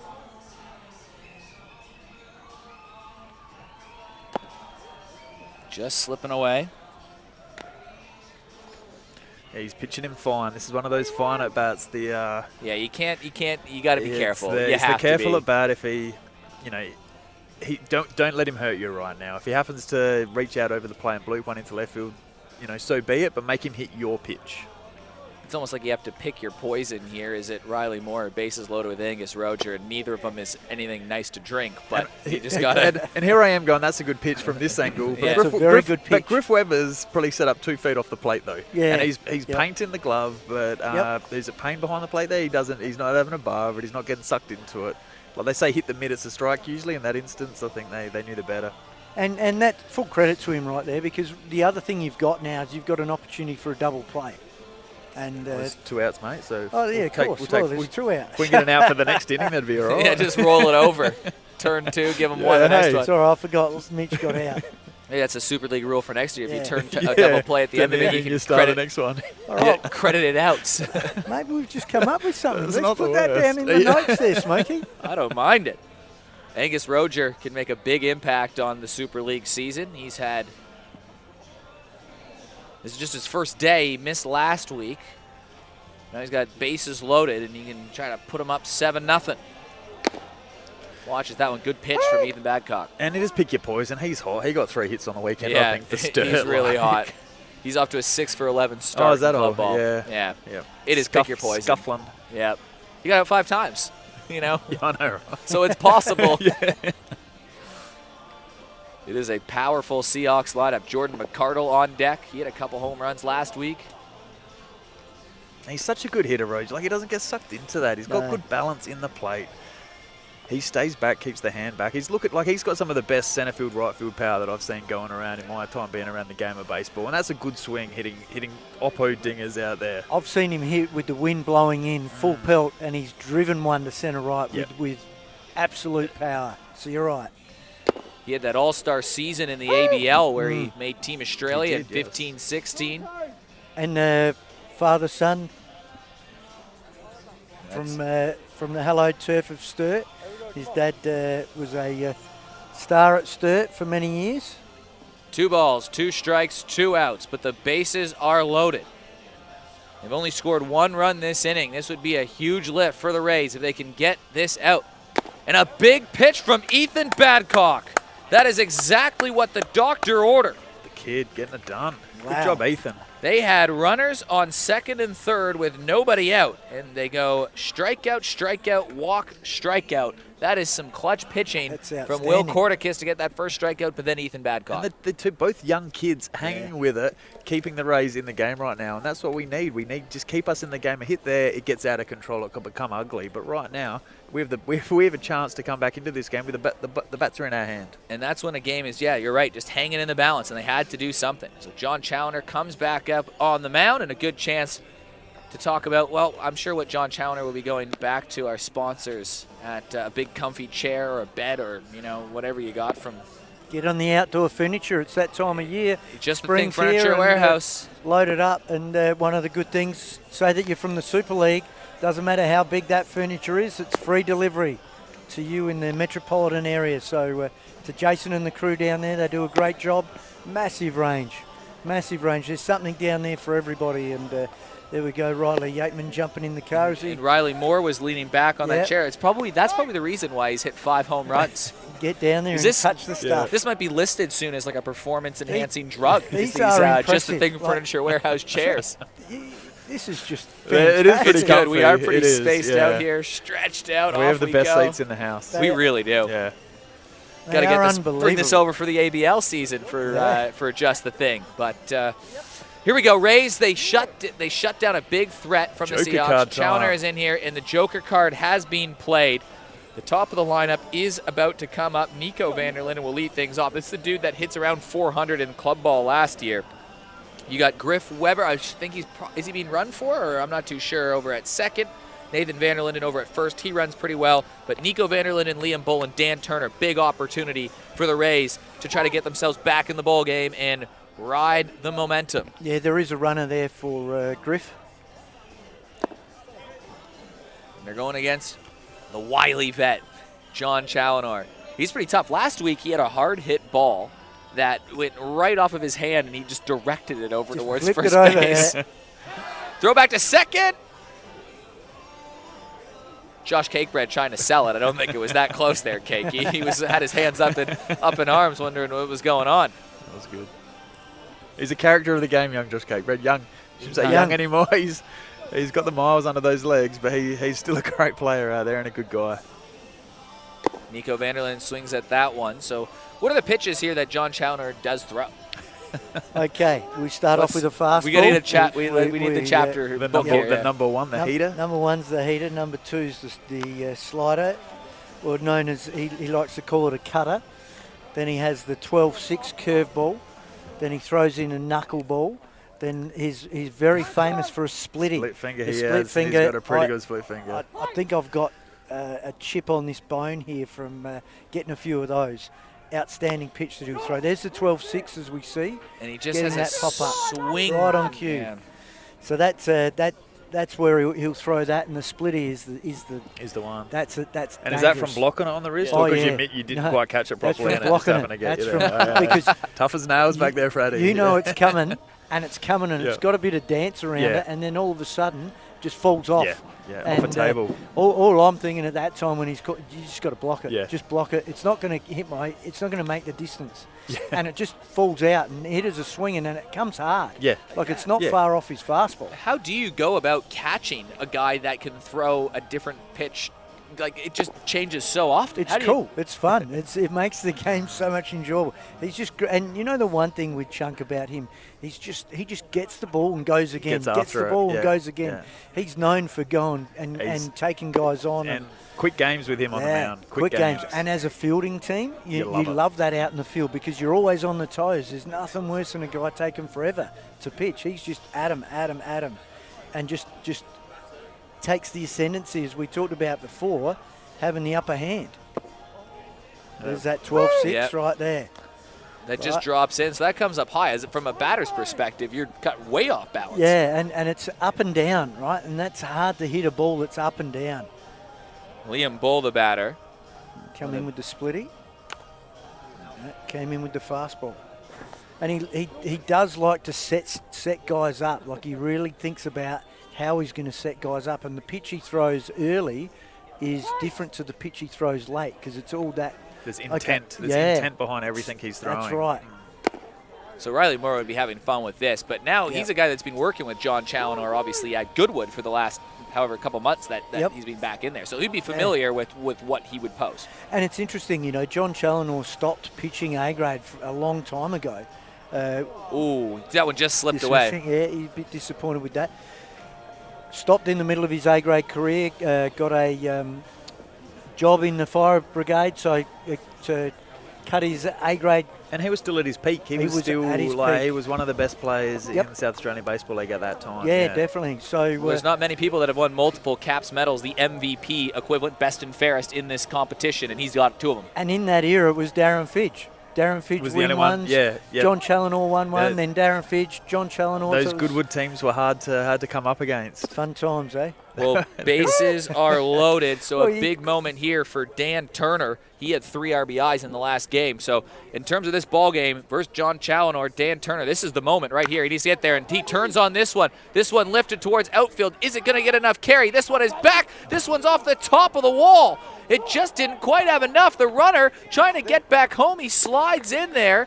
He had to move back just to tag up over at third, but he slides in, and they're going to score the first run of the ball game. That needed another foot of carry, and this is a 4-3 game. That's just that break though. Like Just not You haven't got coming any your of way. them. in the world. What have you done, Well, Smokey? that's a four runs right there turned into one. Is it For the a curse of the couple premiership inches. last year for you? Oh. Is that Dan Turner, though, on that single, his Nailed 4th it. RBI of the day. he thought he had That's a it out big of there? single, yeah. Oh, man. And that's No that tough. breaks. With a good pitcher on the hill, though, like that's the thing, now Yeah. Chunky can settle down here That's and something right. can, go the Seahawks way. Hopefully Sam Smack makes, turns on the fortunes here and keeps the ball rolling. And this one's hit hard. This one going back towards center field. Moving back to grab this one is Matt Hutchings. A runner will tag. A runner will score. Throw over towards third. Runner slides in safe, so they get the runners to the corner and they score another run, which you'll take. That's That's 2 the runs pass they mark, needed. Yeah. Yeah. But it's just a pass. You need something else. You feel like here. I'd like to see Mitch run into one here. I'd like to see this early. Hopefully, Chunky wants to challenge him and see what our clean-up hitter's made of. And So see it what is, can happen. that was a successful at bat. It does score a run. It gets it back in the ball game, makes it 3-2. But you're right, it does give Mitch Newenborn an opportunity to try to drive one here. Yeah, and Chucky's got to be careful with this one. This is a pitch where he's got to work his edges. We haven't seen a monstrous Joker card inning yet. We've seen one of the grand slams. We haven't seen anything more than that. So 5 runs would be the standard now, and that is a game. That would be a game-changing inning. The 2 gets you back in the ball game, job done. But the Seahawks still have their Joker card in their hand. Challenor versus Newenborn. Newenborn trying to make his mark here in Adelaide. This one slips away. Head 2-1. Great to see the Rays coming back into this game, a 3-2 ball game. This is exactly what we want to see. John Challenor dealing. And he swings at this one, lifted out towards center field. He just missed it. Hutchings calls off his partner and Nucky and makes the catch. So he just missed that ball. Breaks just not quite going the Rays' way. But they do score 2 runs and makes it a ball game. It is 3-2 as we head to the bottom of the third. 2 runs makes it a game now. It's 3-2. So we're back in this. We have a chance. 4 would have been nice, but hey, we can't turn back the clock and bring the fences slightly in a bit further. But 1 foot. yeah, Just we can't do that. So here close. we are. We're sitting 3-2, and you know we're in. It's that momentum. You need something that can keep it rolling, keep it rolling. So let's hope Ethan can go out there and fill up the zone again like he did and show us what he did last inning and repeat that and keep us in this game. But the game did turn. I mean, it was 2 runners on, 3-0 game, no outs. It could have been 7-zip. It could have been right. 7-zip. All of a sudden it's 3-2. So the Rays have to be feeling that jolt of energy, that little bit of belief, and you would get nothing more than another young kid and Ethan Badcock having a good inning right here to really get things settled in here. Exactly right. It's a lot of work to get yourself back in the ball game, described by all that, but the Rays are halfway there. And that's the beauty of the Joker card, right? That gets you back into the game, and now it's a 3-2 ball game, 1-run game, and everyone's back in the game. And now the Seahawks have got to counter punch, and not easy to counter punch against a kid that's out there firing bullets and taking the game on. Yeah, so nothing to lose, Ethan Badcock. nothing He's to like, lose. you know, Riley Moore, I'll come after you. Angus Ruger, I'll come after you. Jordy McArdle, I'll do the same. Yeah. So I want to see it. Just, I like that cockiness. Get after it. Like I want to see that from the kids of South Australia, and it's good to see that. Yep, very entertaining. Well, I was wondering if they would look at a Joker card. Possibly. They're going to hold off. You'd think if they can just get a couple hits here, score a run, then you can have the Joker card played at the top of the lineup to try to ice it in the 4th. This is only a 5-inning game. We are in the 3rd, so just 6 outs that the Rays have up their pocket. It's a nice little short game. Pitchers will start to become a big question, especially after these ones, but we'll see how things go. Matt Watkins, we know, still in the bullpen for the Seahawks. And Jordan McArdle up to bat, and he's being shifted every time, and this looks like it probably won't be different as you see Liam Bull run out to the outfield. There he goes.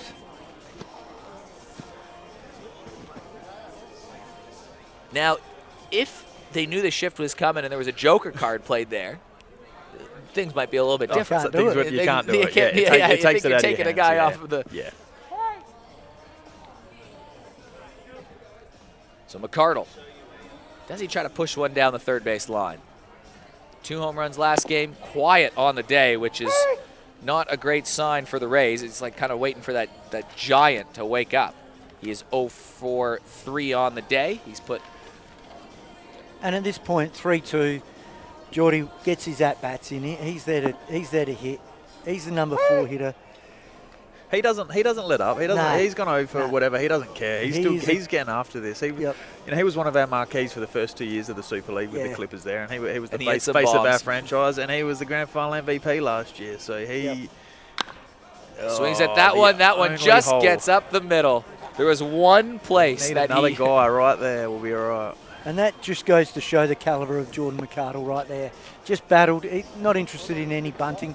I'm going to keep working on my swing. But that was I was looking at the field before, and that was the one hole I could see. I'm like, unless he goes down the left field line, that is the only one right can't there. plug 'em all, He's mate. got he's either down left field, third baseline, or hit a dinger. And I saw that up the middle. I was like, oh, please don't hit it there. Sure enough. Getting absolutely no breaks. That's right. So Harry Nucky steps in.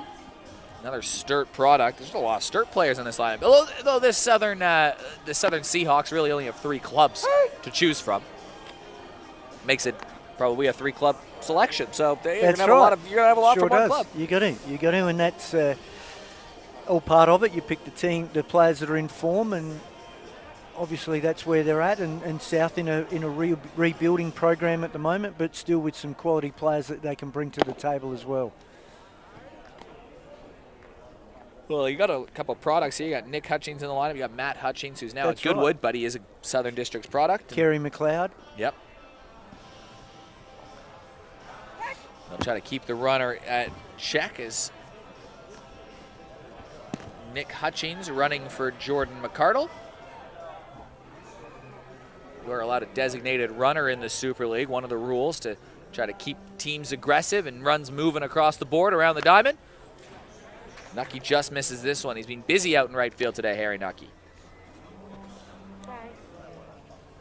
Yeah, I had to talk to him in between the two games, and it is a tough position to play that right field, and especially where there's not many parks that you come so close to the bullpen right there. Yeah. And that's not an easy play. Made a great adjustment after that, and we saw take some great catches as well. And obviously we saw him jump all over that shot after Griff hit that one. He's come back up and had a very good game last game. And again, a lot of baseball left in Harry Nucky, an exciting player to watch.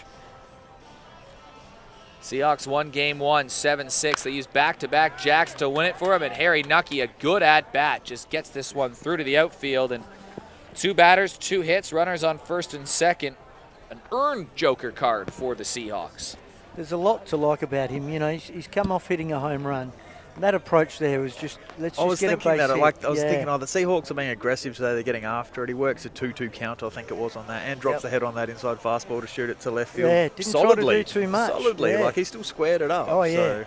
Yep, and that's great hitting. That's mature hitting for a young kid. Very mature hitting, I agree with that, yeah. Josh Cakebread steps in. Big moment for Badcock once again. Trying to keep this game in check. Must win for the Rays tonight. Matt Hutchings due up. Will you looking for a ground ball here? Defense can keep him in the game. Yeah, and the pressure's back here on Badcock. You know, you're facing one of the best hitters going around in for a long time, Josh Cakebread, and it doesn't let up. You know, you see two ground ball singles, and you know when a guy hits the ball on the ground as a pitcher, you're like, I think I've got a chance to get him out here. I think I've beat him. That's right. And sure enough, you got runners first and second, and yeah, you're right. One of the most patient lefties as well in the league. Yeah, that's right. You know that you can't afford to make a mistake here. Josh Cakebread can hit a long ball, and that's the other thing. He can go the other way with it. He can hit a long ball, and very patient, looking for his pitch. And will he swing 3-0 here? Griff Weber going out there just to have a quick word with Ethan Badcock. They're good. I don't know. I have no idea.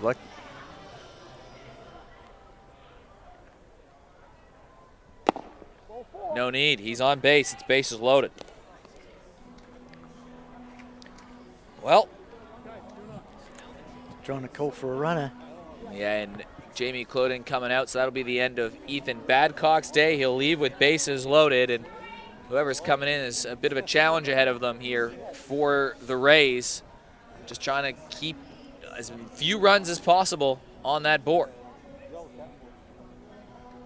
And a good outing there. You know, 3 runs. He's what? How many did he get against him? You got that? Against who? Oh, sorry. Against Badcock. Wait, one run off it? None. He's responsible for 3 ducks on the pond at the minute. That is but outstanding. Last inning, yeah. That he came. And he's again. We're talking about a young kid here that is working through and learning his craft, and an impressive outing. Like there was some situations there he could have really got himself hurt, but he kept it all together. And okay, that's a tough. Josh Cakebread is not going to swing at stuff. He was very patient. Had to throw a strike. McCardle gets a good shot, a ground ball in a gap. Nucky plays that ball very well and hits that hard in the gap. Either way, that's a ground ball. Either way, the one before's a ground ball. Well, the amount of times you see those balls squared up, even though they're on the ground, straight at a guy. That's right. That's why you have infielders. That's right, and I think it's important to pull apart his pitching for him to go away to feel like, hey, he did very well in that outing. And to get those ground balls, a good ground ball straight to fielders normally.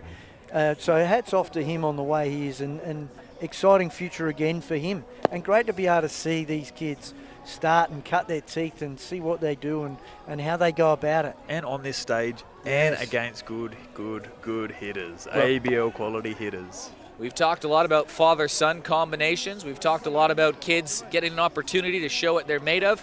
Here's a chance to take a look at both of those. We've got young Jacob Scott on the mound, the son of the great 8 Andrew Scott, who by all reports, from what I'm told, is about as good as a baseball player Australia has ever produced. Ever.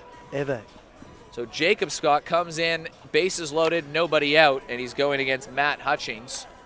And Jacob Scott already in his early days has got an outstanding career behind him already. And, you know, whilst you're living in the shadow of your father, he's forged his own career and has really set things in place for an outstanding career ahead. And unfortunately, Just coming gets up away. and in on that fastball and Hutchings not getting out of the way, just taking that on the elbow and making sure of scoring a run in that situation. But, you know, again, he's a young fella that he can hit, he can field, he can run, and he can throw. He's a very talented versatile. baseballer. Offers a lot of options to the West Torrens A grade team and to us in the Rays. Going against a teammate of his, so the junior ranks coming up, and Kerry McLeod. Kerry had an RBI single back in the second inning, which put that third run across the board for the Seahawks.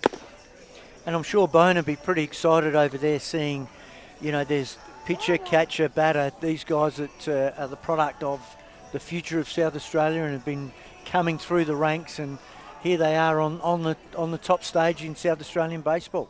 They have arrived as this one slips away, and he's behind 1-2. Looking for that ground ball. Try to keep the Rays afloat.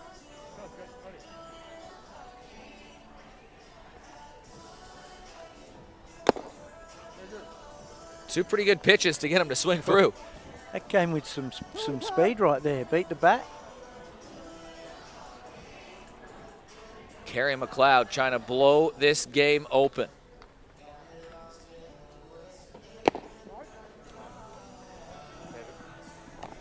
Now this is what you want, the full count. Do you, Eric? Well, it's exciting. Let's go. He's got to go after him. He does. And unfortunately, a walk for Jacob Scott. That's the hardest pitch for a pitcher Oh, to yeah. throw. Full is. count, bases loaded. What do you want to do? What do you do? Do we nibble? No. What would you gotta do, go- Smokey? Talk us through I that. would as a throw it pitcher. down there and close my eyes and hope for the best. That's You'd run that crafty two-seam in and get him on the shattered hands. bats, right? Yeah. That's right. Well, still no outs, still bases loaded. Here in the third inning in a relentless lineup. Dylan Ridding up to bat, and you got Riley Moore and Mitch Lightbody lingering in the background. Ridding struck out his last at-bat.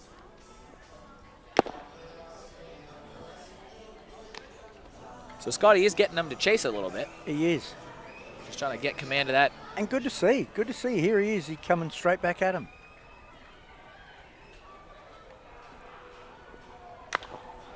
Guess this one to be chopped foul.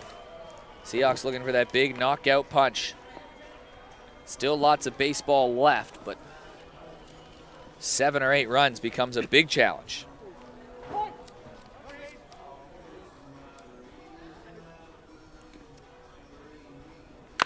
Ridding hits this one hard. Good play. Throw back to second. Do they get the out? No, they don't. Close to turning that double play as he gets a line shot over to Turner, who's been busy today. Wow. Young Darcy Barry there, is it? Yep. Was that Darcy Berry? It Yeah. is. Berry moving into the game. And heads up base running there by McLeod not to get caught in that double play. Was All it of McLeod? them. Is that? Who is that over there? I think that might be. Yeah, Dan Turner must have been moved out. Yeah, great job to scamper back on Kerry McLeod. So they get the first out. Ground ball can get him out of the inning. And there's a ground ball here. They're going to throw home and get the force out. The safe one, they throw back, they're going to hold him off. So they won't try to turn 2. They just get the easy out to protect the run. Do you like that play? What do you do? Do you go aggressively double play or do you throw it home? It's hard. He was sort of in between, wasn't he? The momentum wasn't taking him to second. Does he run all the way back to third base and then try and throw it across? That's probably just as long as throwing at home. You get the sure out at home. Yep. You don't give up a run. You got a chance to minimise this damage. Probably. If his momentum was taking him to his left, he could turn that double play Spot through on. second base, but it wasn't. You're and he was right. sort of caught in between. 100% Smokey. And the other thing is you got Lightbody running up the line, right? Yeah, you got a burner Some hanging. Yeah, serious yeah. rules, so you got to be careful on that. Do you take any consideration that if you turn 2, then at least you don't have to face Riley Moore with bases loaded? I wish we turned 2, 3, 10. Yeah, definitely. But see here, you've got the second baseman playing in, right? So it's very hard for him to get to second and make that double play. Yeah, and then it's a run and still Riley Moore's That's up to right. bat. And at least if you throw it home, they might have an opportunity to make the throw down, depending on how the guy's running down to first. Now, that was a good play there.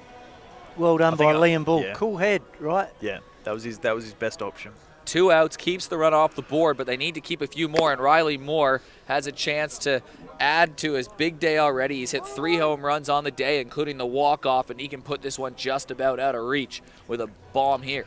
Just to put that in perspective, an inexperienced player without a cool head looks to turn 2 with the second baseman not there, holds it, doesn't know what to do, and a run can score and no one can get out. That's that pre-play right? communicating, right? That's knowing it. where you That's are, impressive. knowing where you're going. That is impressive that he made that play. Yeah, Bull, not much of hesitation there, and it was they just had to play it first. And good job from Griff not to make the throw if it wasn't there, because if that ball gets away, that's disaster. Riley Moore swings at that one, so Jacob Scott has got Riley Moore on to 2 strikes. Like, we're talking about guys that have played 20, 30 Division 1 games at best. Yeah. In a heated situation right there to make that play and make that call. And that shows the program they're coming That's through. fantastic. The high development program that we've got here and the club coaches that are looking after these kids and showing them the way to go about it. Yeah, hats off to them. Riley Moore trying to put an exclamation mark, and he's just staying alive, just trying to keep himself in position. Yeah, Scotty's got to be careful here with his pitch. He's really, this is where we've seen previous times pitchers have been nibbling, and Riley's been fouling him off. And he works the count. He sees every pitch you got. Nothing's, he knows I can hit anything, gets after it. He swings at this one. It's lined towards center field. Is it going to drop? Diving in to try to make the play was Vanderlinden, but it just trickles by him. It scores 1 run. It scores 2 runs. It's probably going to score 3 runs, and it does. It's a bases clearing double from Riley Moore, and it's an 8-2 Seahawks game.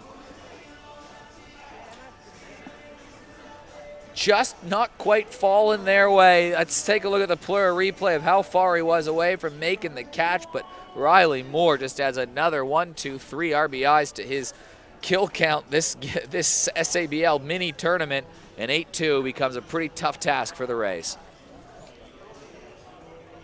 Here's a look at the Plura replay. They got the line they wanted. It was just hooking that little bit. That was going to be a sensational catch if he could have grabbed that one. Certainly would have, and unfortunately, you miss the catch and you miss the ball and it gets behind you, and hats off for him. He makes that catch. It's you're up and about. That's right. Yeah. But again, what a battle by Riley Moore. Just fighting, and there's a pitch that he takes, and he didn't do too much with it. Again, didn't try to, guys. He's been popping them out of here all night. He just stays tuned and drives that up the middle for a nice base hit.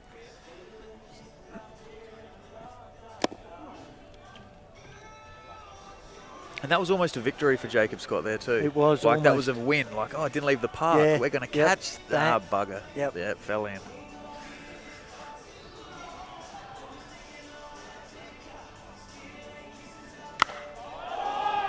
And this one is hit hard. This one is back. This one's to left field, and that one is gone.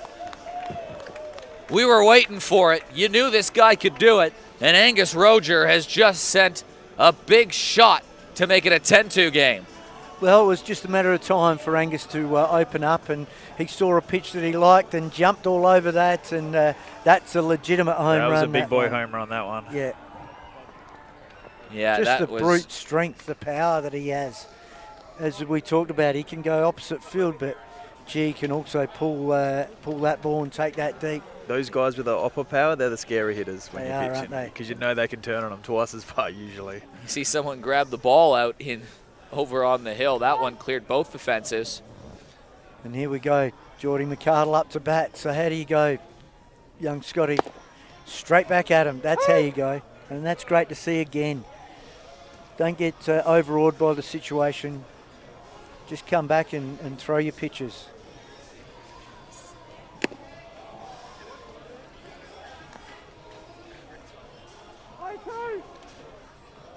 And he's got himself ahead of the count.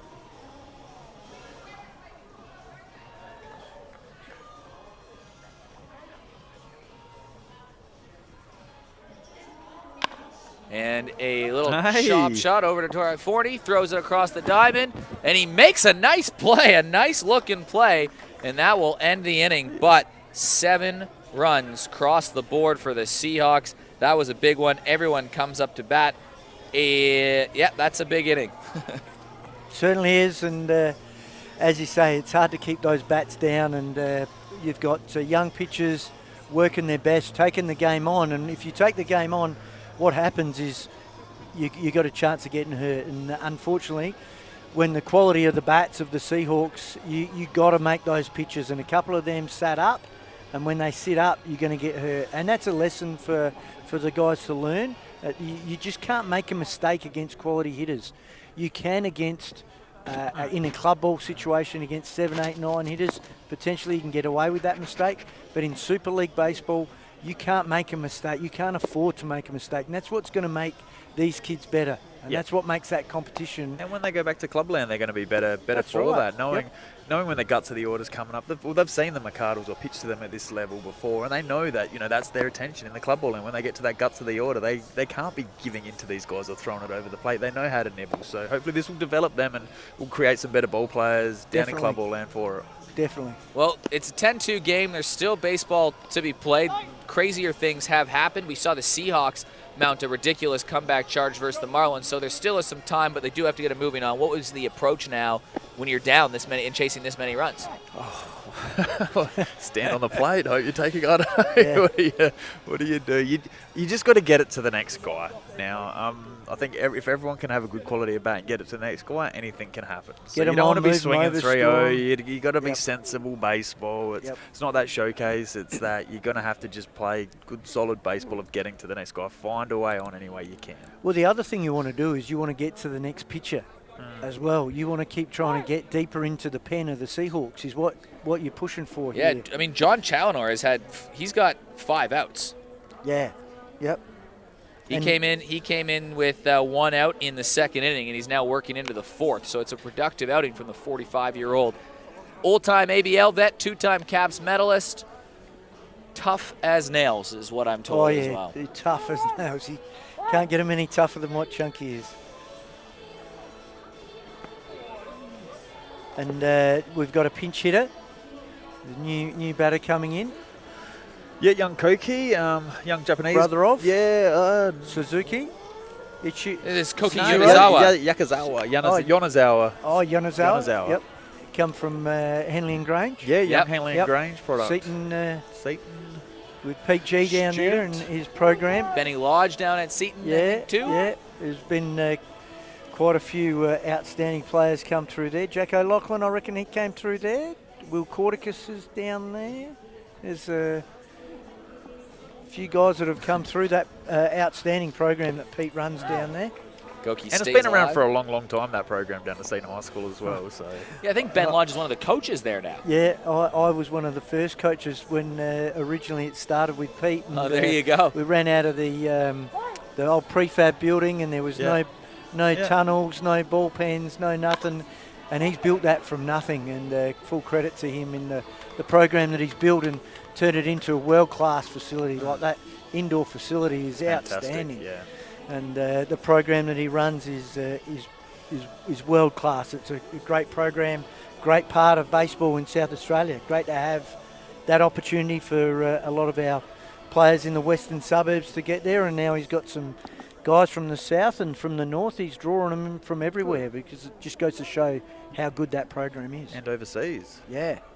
6 outs from John Challenor now. A lot of them have been those shallow fly balls to center field, just what you kind of talked about as he came into the game, those soft hit fly balls. Yep, and misses barrels. That's exactly right.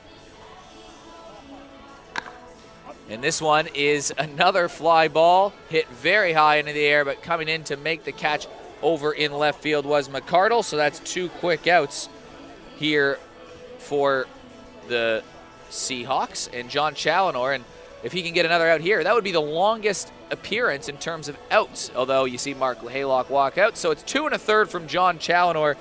Pretty effective for him. He allows just a couple of runs, keeps the team in the ball game. It's a 10, but those are off the Joker card, so he's probably all right with that, and he leaves with his team with a 10-2 lead. Yeah, that's right. And I think the lesson here learned is, as we talked about, to get the timing of the hitters out. And that's what John did so well, is get them out in front and getting them to miss the barrel.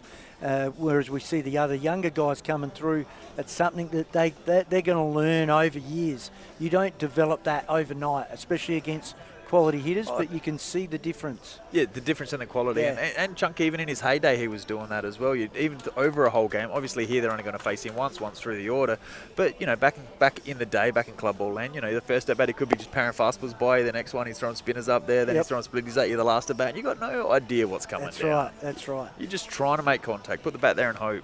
But as a pitcher, Smokey, you talk us through the craft of pitching and the art of, as you say, missing the barrel. And you talk about that a lot. What's going through your mind when you're pitching and how you go about guys? Well, definitely. Yeah, that is throwing the same pitch back to back is probably a no-no unless you're sort of getting behind. But in and out, up and down, mixing up speeds, changing speeds, and movement on a fastball. I think movement on a fastball is key. You see everyone in the big leagues these days throwing 100 mile an hour, but they're getting whacked at 100 mile an hour. That's right. Because that's coming down straight. Yep. So, you know, you see these guys throwing, 95 with movement, having success up there. So if you can have that movement on that ball as well, I think that's, that plays a key. That gives you another pitch. Yep.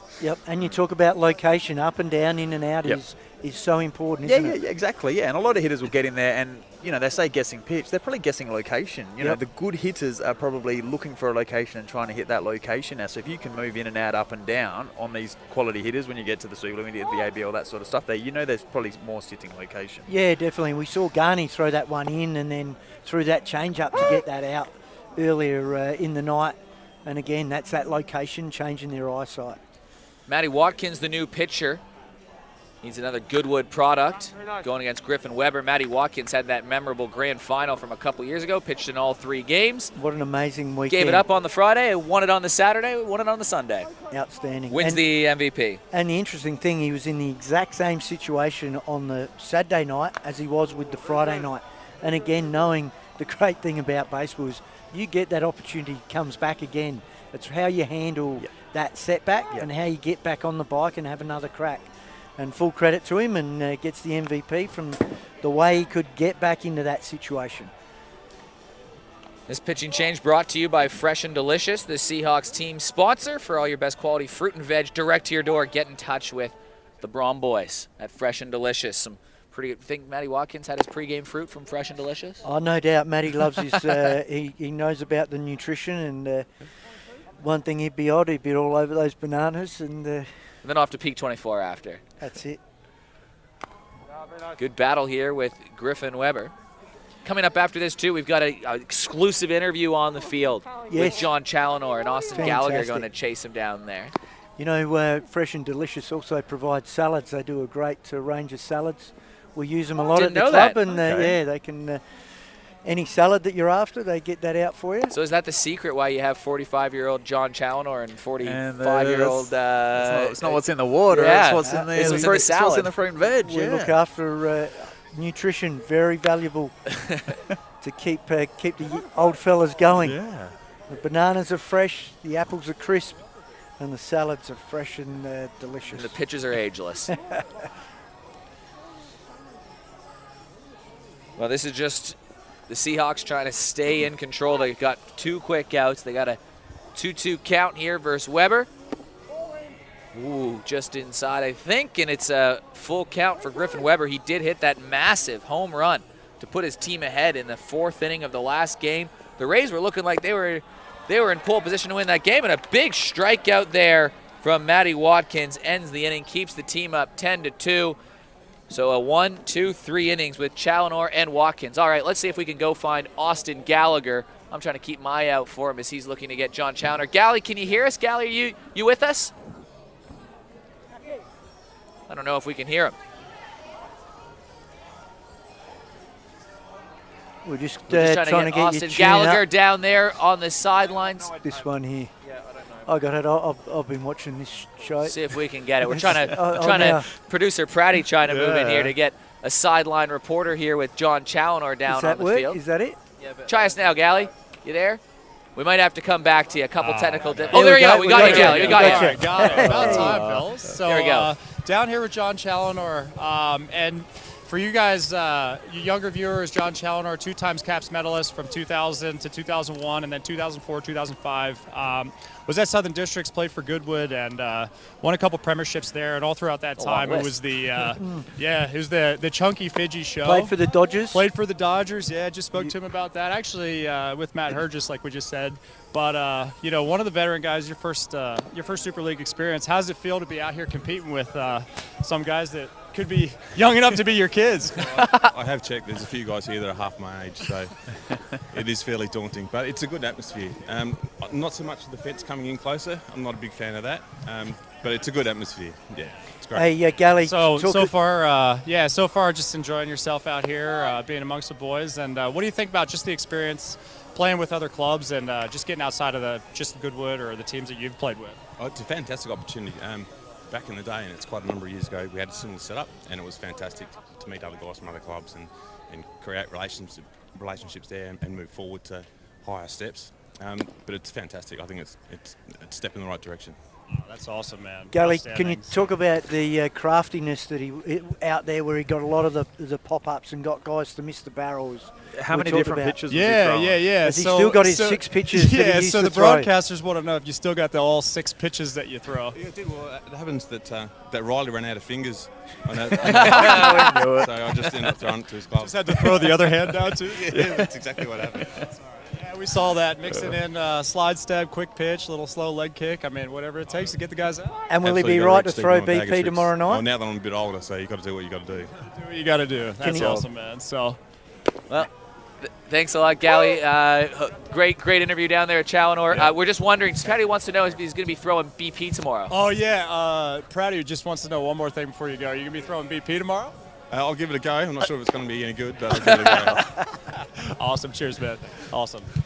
Well, great job from Austin Gallagher down there to get some insight from John Challenor, one of the vets of the game. Talked at length about him.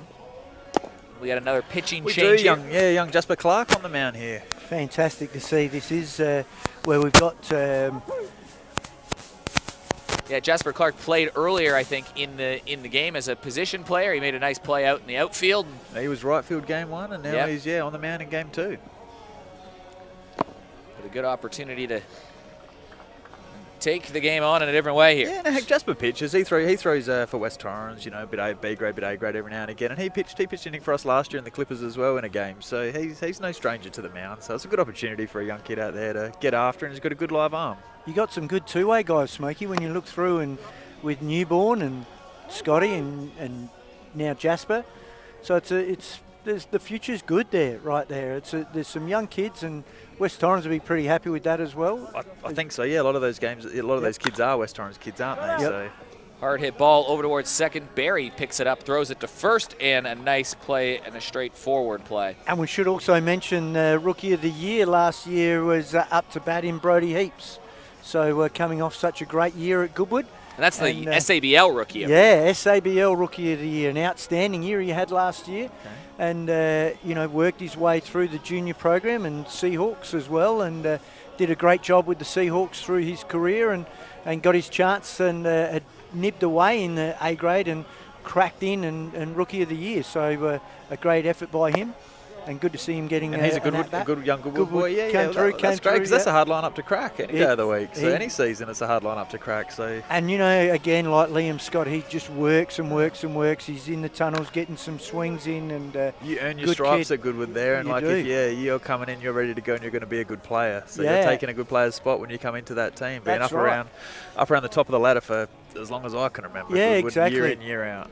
And he just kept working and got an opportunity, got an at-bat here, and Ben Wigmore has done a great job in mentoring him and at-bat, another at-bat, and some defensive plays, the last 3 outs, get in and get some time. And it's great to see that those kids stick with it as well and not go off to another club, but stick around the club that they love and they want to be at, and when they get their opportunity, they go and win Rookie of the Year. They make an impact. They help Goodwood win games. And it's a How good do test you of balance that, character. though? Because as this one is hit hard from Cakebread, this one's back, and this one's caught just before it goes over the wall. That's the second out. But yeah, how do you balance that, knowing that you, as Smokey was alluding to, you got guys that have been solid in that lineup for years. You do have to earn your way on that, but that's got to be a real easy way for another guy that's maybe not in the ones, that could play ones somewhere else, to say, you know what, I'm going to go to Sturt, West Torrens, Adelaide, name them. How do you keep them there? Well, you've got to build a culture of where you want to be, and you want to be at Goodwood, you want to play for Goodwood, you want to be a part of it, and it's good to bring these kids in through this program that they're learning from Welsh and Creswell and Cakebread. And here's another guy, Peter Pake, come through the system, played Seahawks in Little League, and he's like Brodie, has worked his way through, and they want to be around these guys.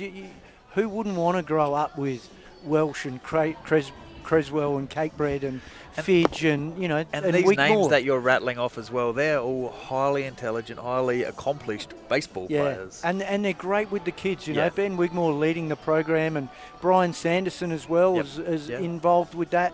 It's a great mentoring role, and it's a test the character of these kids to go, you know what, I want to grow up here, I want to be around these guys, I want to learn to get better, and like you said, Eric, you can take the easy road and go elsewhere, but it's about the long-term career, and it's hard to teach kids to say, hey, you're here for the long term. Do you want to play A grade as a 16-year-old and struggle, or do you want to play A grade as an 18-year-old and succeed? For the next 15 years, right? Yeah. And sit in the twos and get your opportunities, learn a little bit, play there for 3-4 years, but you'll get your chance, and you could be there for 10 years, like you're saying. And Peter Pake, he's gone and thrown in a Div 1 grand final. And done a great job, and he gets an opportunity, and he comes in, and he's played in the outfield. He's got some opportunities, and he just keeps working around that club and wants to be a part of it, and works really hard. Well, this one is chopped over towards third, scooped up, throw across the diamond, just gets away. So Peter Pake, good hustle, gets on base. That's what you want to see. He didn't get a good swing on that. But you know what? He just dug down and ran up the line, and great makeup to be able to do that. And just get the head down and get up that line as quickly as you can. Wow. Beat it, or? He made the catch. I thought that ball slipped away. I thought I thought he might have fallen off the bag. Yeah. He didn't have the bag or something. He had his foot on the middle of the bag. Because the ball was to the left-hand side and not out in front, that was the difference. If that ball had been out in front, he would have got him on that. And Pete's athlete. He plays footy, plays down at Westies, and so he can run. Gary McLeod back in the batter's box. He had a double and an RBI in his first at-bat, had a walk in his second one, and he comes up for the third time. Over at Southern Districts, they got a couple kids poking up at Southern Districts too. There's a wealth of talent coming there. Don't worry about that. Same with East Torrens. There's a couple teams that are just on the cusp on that outside the six, trying to work their way back in there. And we talk about names. There's Paparella, Nick Paparella, Tom Paparella. The Paparellas. Reese brothers. The Reese brothers. Harry Smith. Yeah, they're coming. Yep. And it swings through that one, so a good job getting a strikeout. And that will end the inning. So a quiet inning for the Seahawks, and we head to the top of the fifth inning. Will be the last chance for the Rays to try to string together some runs. You never know. You get those first couple guys on, you can apply the pressure on, but they're going to have to make the most of their opportunity, let's say, for the Rays. Yes, we are. Yes, we need to score 9. You need to score 9 or 8 to at least keep the game alive and Turn that keep the lineup season over alive. once or twice, yes. That'll happen. But yeah, the big story is here as we take a look here that it was one big inning. It was that 7-run third inning after it was a 3-2 game. Momentum was starting to change for the Rays, but that's the story of Game 2 is 7 innings. Game 1, if you missed it, it was a great game. It was back and forth. 3-0 up early for the Rays. Seahawks take a 4-3 lead. Then it was 5-4 Rays on a 2-run home run from Weber.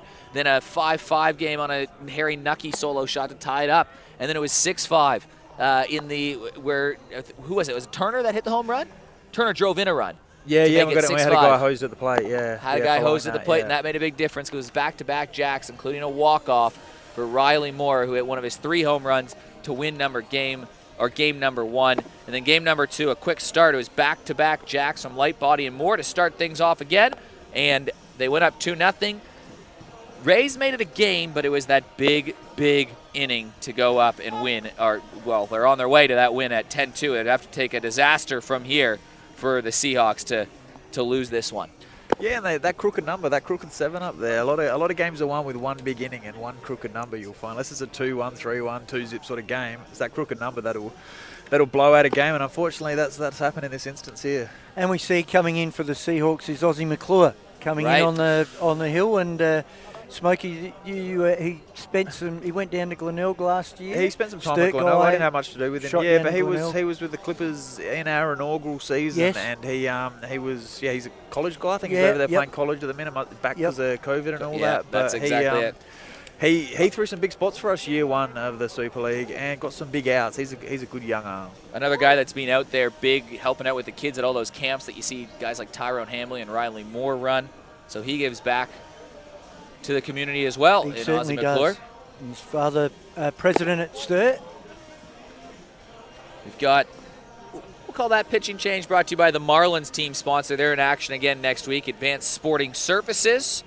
They specialize in the construction and restoration of sports services, so big thanks to them for jumping on board, sponsoring the Super League this year. All our sponsors, we couldn't do this without. Just the Thing, the naming rights, gone through Fresh and Delicious. Advanced Sporting Services, Hilltop Cartridges, another Marlins sponsor. Yeah, Matty Fielder, outstanding service. Goodwood guy. Outstanding service they are. Why go to get in your car and go anywhere where you can get them online and they come to you the very next day? JSR Plumbing, they're a sponsor of the WAS, and John are doing a great job with the Western Rays. Peak 24, Western Rays sponsor. They specialize in weight and elite training, as this one's rolled over towards third. Across the diamond we go, and that's the first out of the inning. I think, Carrick, it's important that we talk about our sponsors because this program is so vital for the future of our sport, and it's really important that we get behind our sponsors, and that we need the sponsors to keep this program alive. And without it, we really cannot run it. And there's a cost to this program. And it's really important that, if we get the chance, support them wherever we can because they do a great job in providing such a great opportunity for all our players to get out here and play. To play under lights, to play live stream games, it's a fantastic opportunity for these guys. Well, the Rays, 2 outs away, unfortunately, from falling to 0-4, which would effectively end their playoff hopes of the 2 teams, but they still have 2 more games ahead of them, including next week versus the Marlins. And like you said, there's a lot of young kids on here, and just the breaks haven't quite fallen their way. Eventually, they got to come. They do. They have to come eventually. Yeah. But a chance it's in the next hard, couple games to swing free and try a couple new things. You saw the Rays go aggressive playing the Joker card in the first play of the game and put runners on to start the game. I liked that call. You got 3 runs off of it, but it put you on the right foot. Game 1 was coached well. I don't think Clodes put a foot wrong in that first game. We did everything we could. We threw every punch we could. The Seahawks, the big bats, they keep coming. They don't die, unfortunately. And it's a tough lineup. Yeah. We talk about experience in the starting lineup of game number 1. There are 42 players with Australian Baseball League, or 42 games of Australian Baseball League experience combined in the starting lineup for the Rays. You compare that to the Seahawks, who had 606 ABL games compared to the Rays. So 606 to 42, and the guy that hit 3 home runs didn't have any ABL games, but he has a College World Series ring under his belt. So it's pretty relentless. But those numbers will start to add up for the Rays. They will.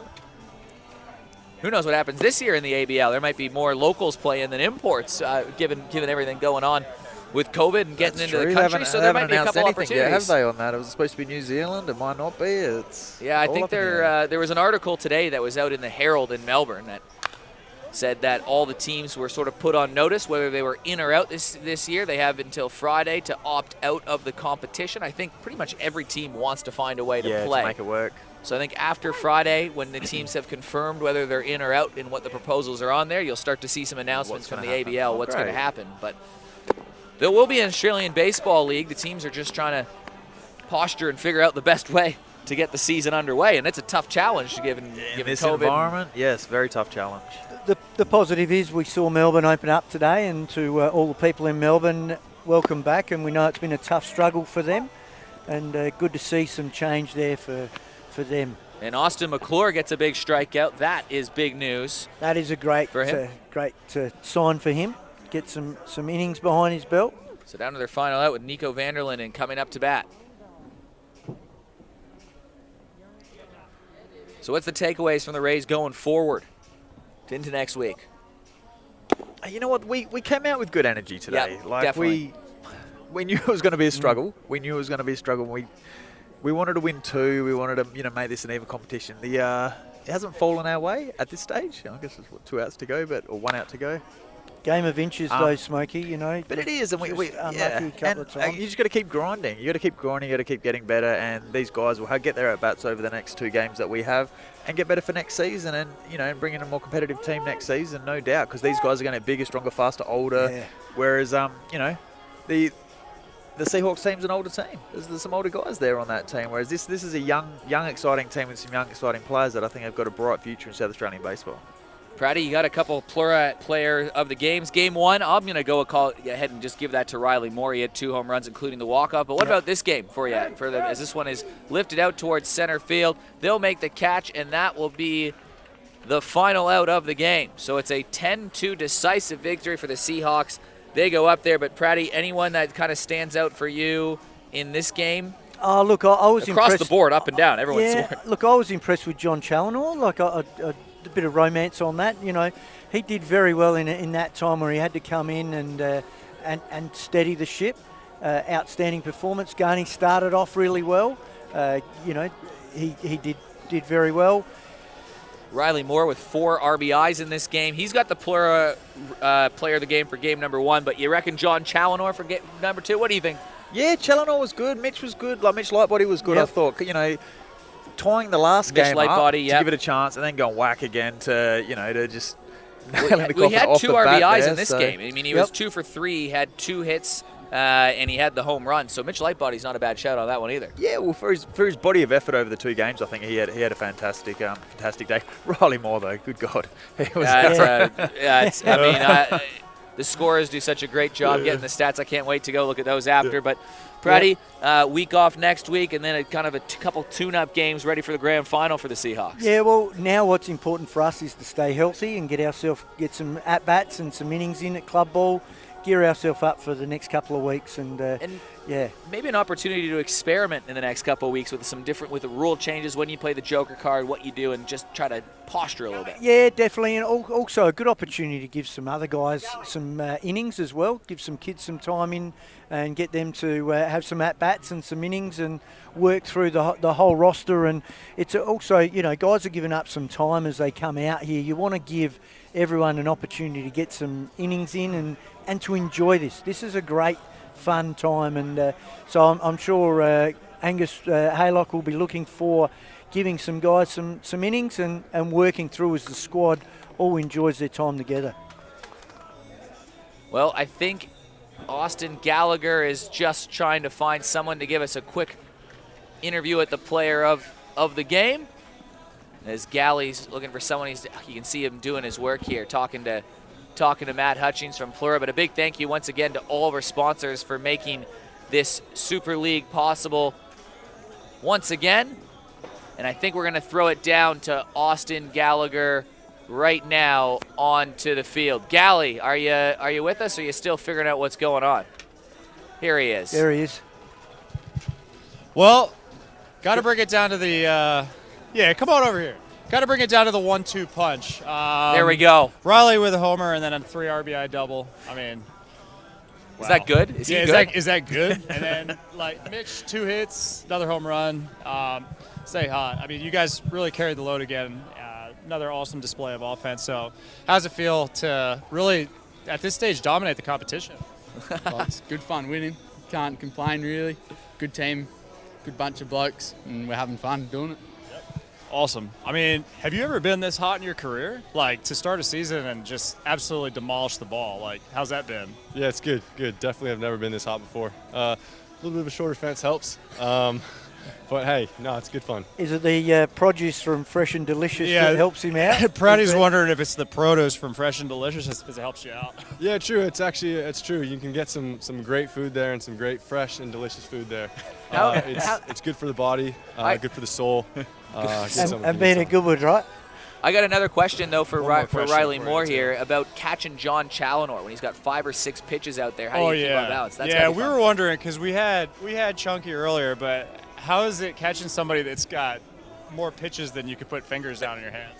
Oh, I told him earlier today, I was like, look, man, you got to slow down because I actually have to think here. Like, I'm trying to think 2 or 3 pitches ahead, and you've got 16 different pitches that I'm trying to run through. So I was like, just give me a second, just a split second, and we'll get there. But, man, he just wants to roll. So, And you hanging with those signs over there at shortstop, too? I don't bother about it. Just throwing the glove down there as well. So, all right, your players of the game, Mitch Lightbody and Riley Moore, congratulations. Well, they had a couple big days. They had Riley Moore had 3 home runs in a row at one point. Mitch Lightbody back-to-back. That lineup is going to be tough to beat. So we'll see if the Marlins can have an answer for them the next time that you guys play. But 4-0 for the Seahawks going forward. Yeah, look, a great start. Very happy with that.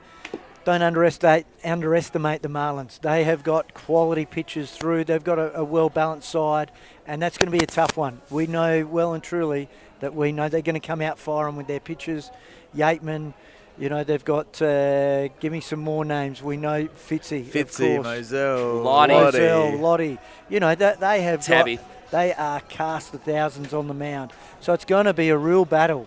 And we know that, and we know that we're in store for that. Makes it all more exciting. Again, Super League. Well, wow. The Seahawks proved to be the masters of the doubleheader. They win 4 from 4 in their 4 doubleheader games. They win those shortened games. Now they got to test it out in those 7-inning ones. For Scott Pratt and Chris Lawson, thank you very much for joining me and everyone at Spacequake Sports. This is Super League Baseball brought to you by Just the Thing Furniture. We'll catch you next week, 7:15.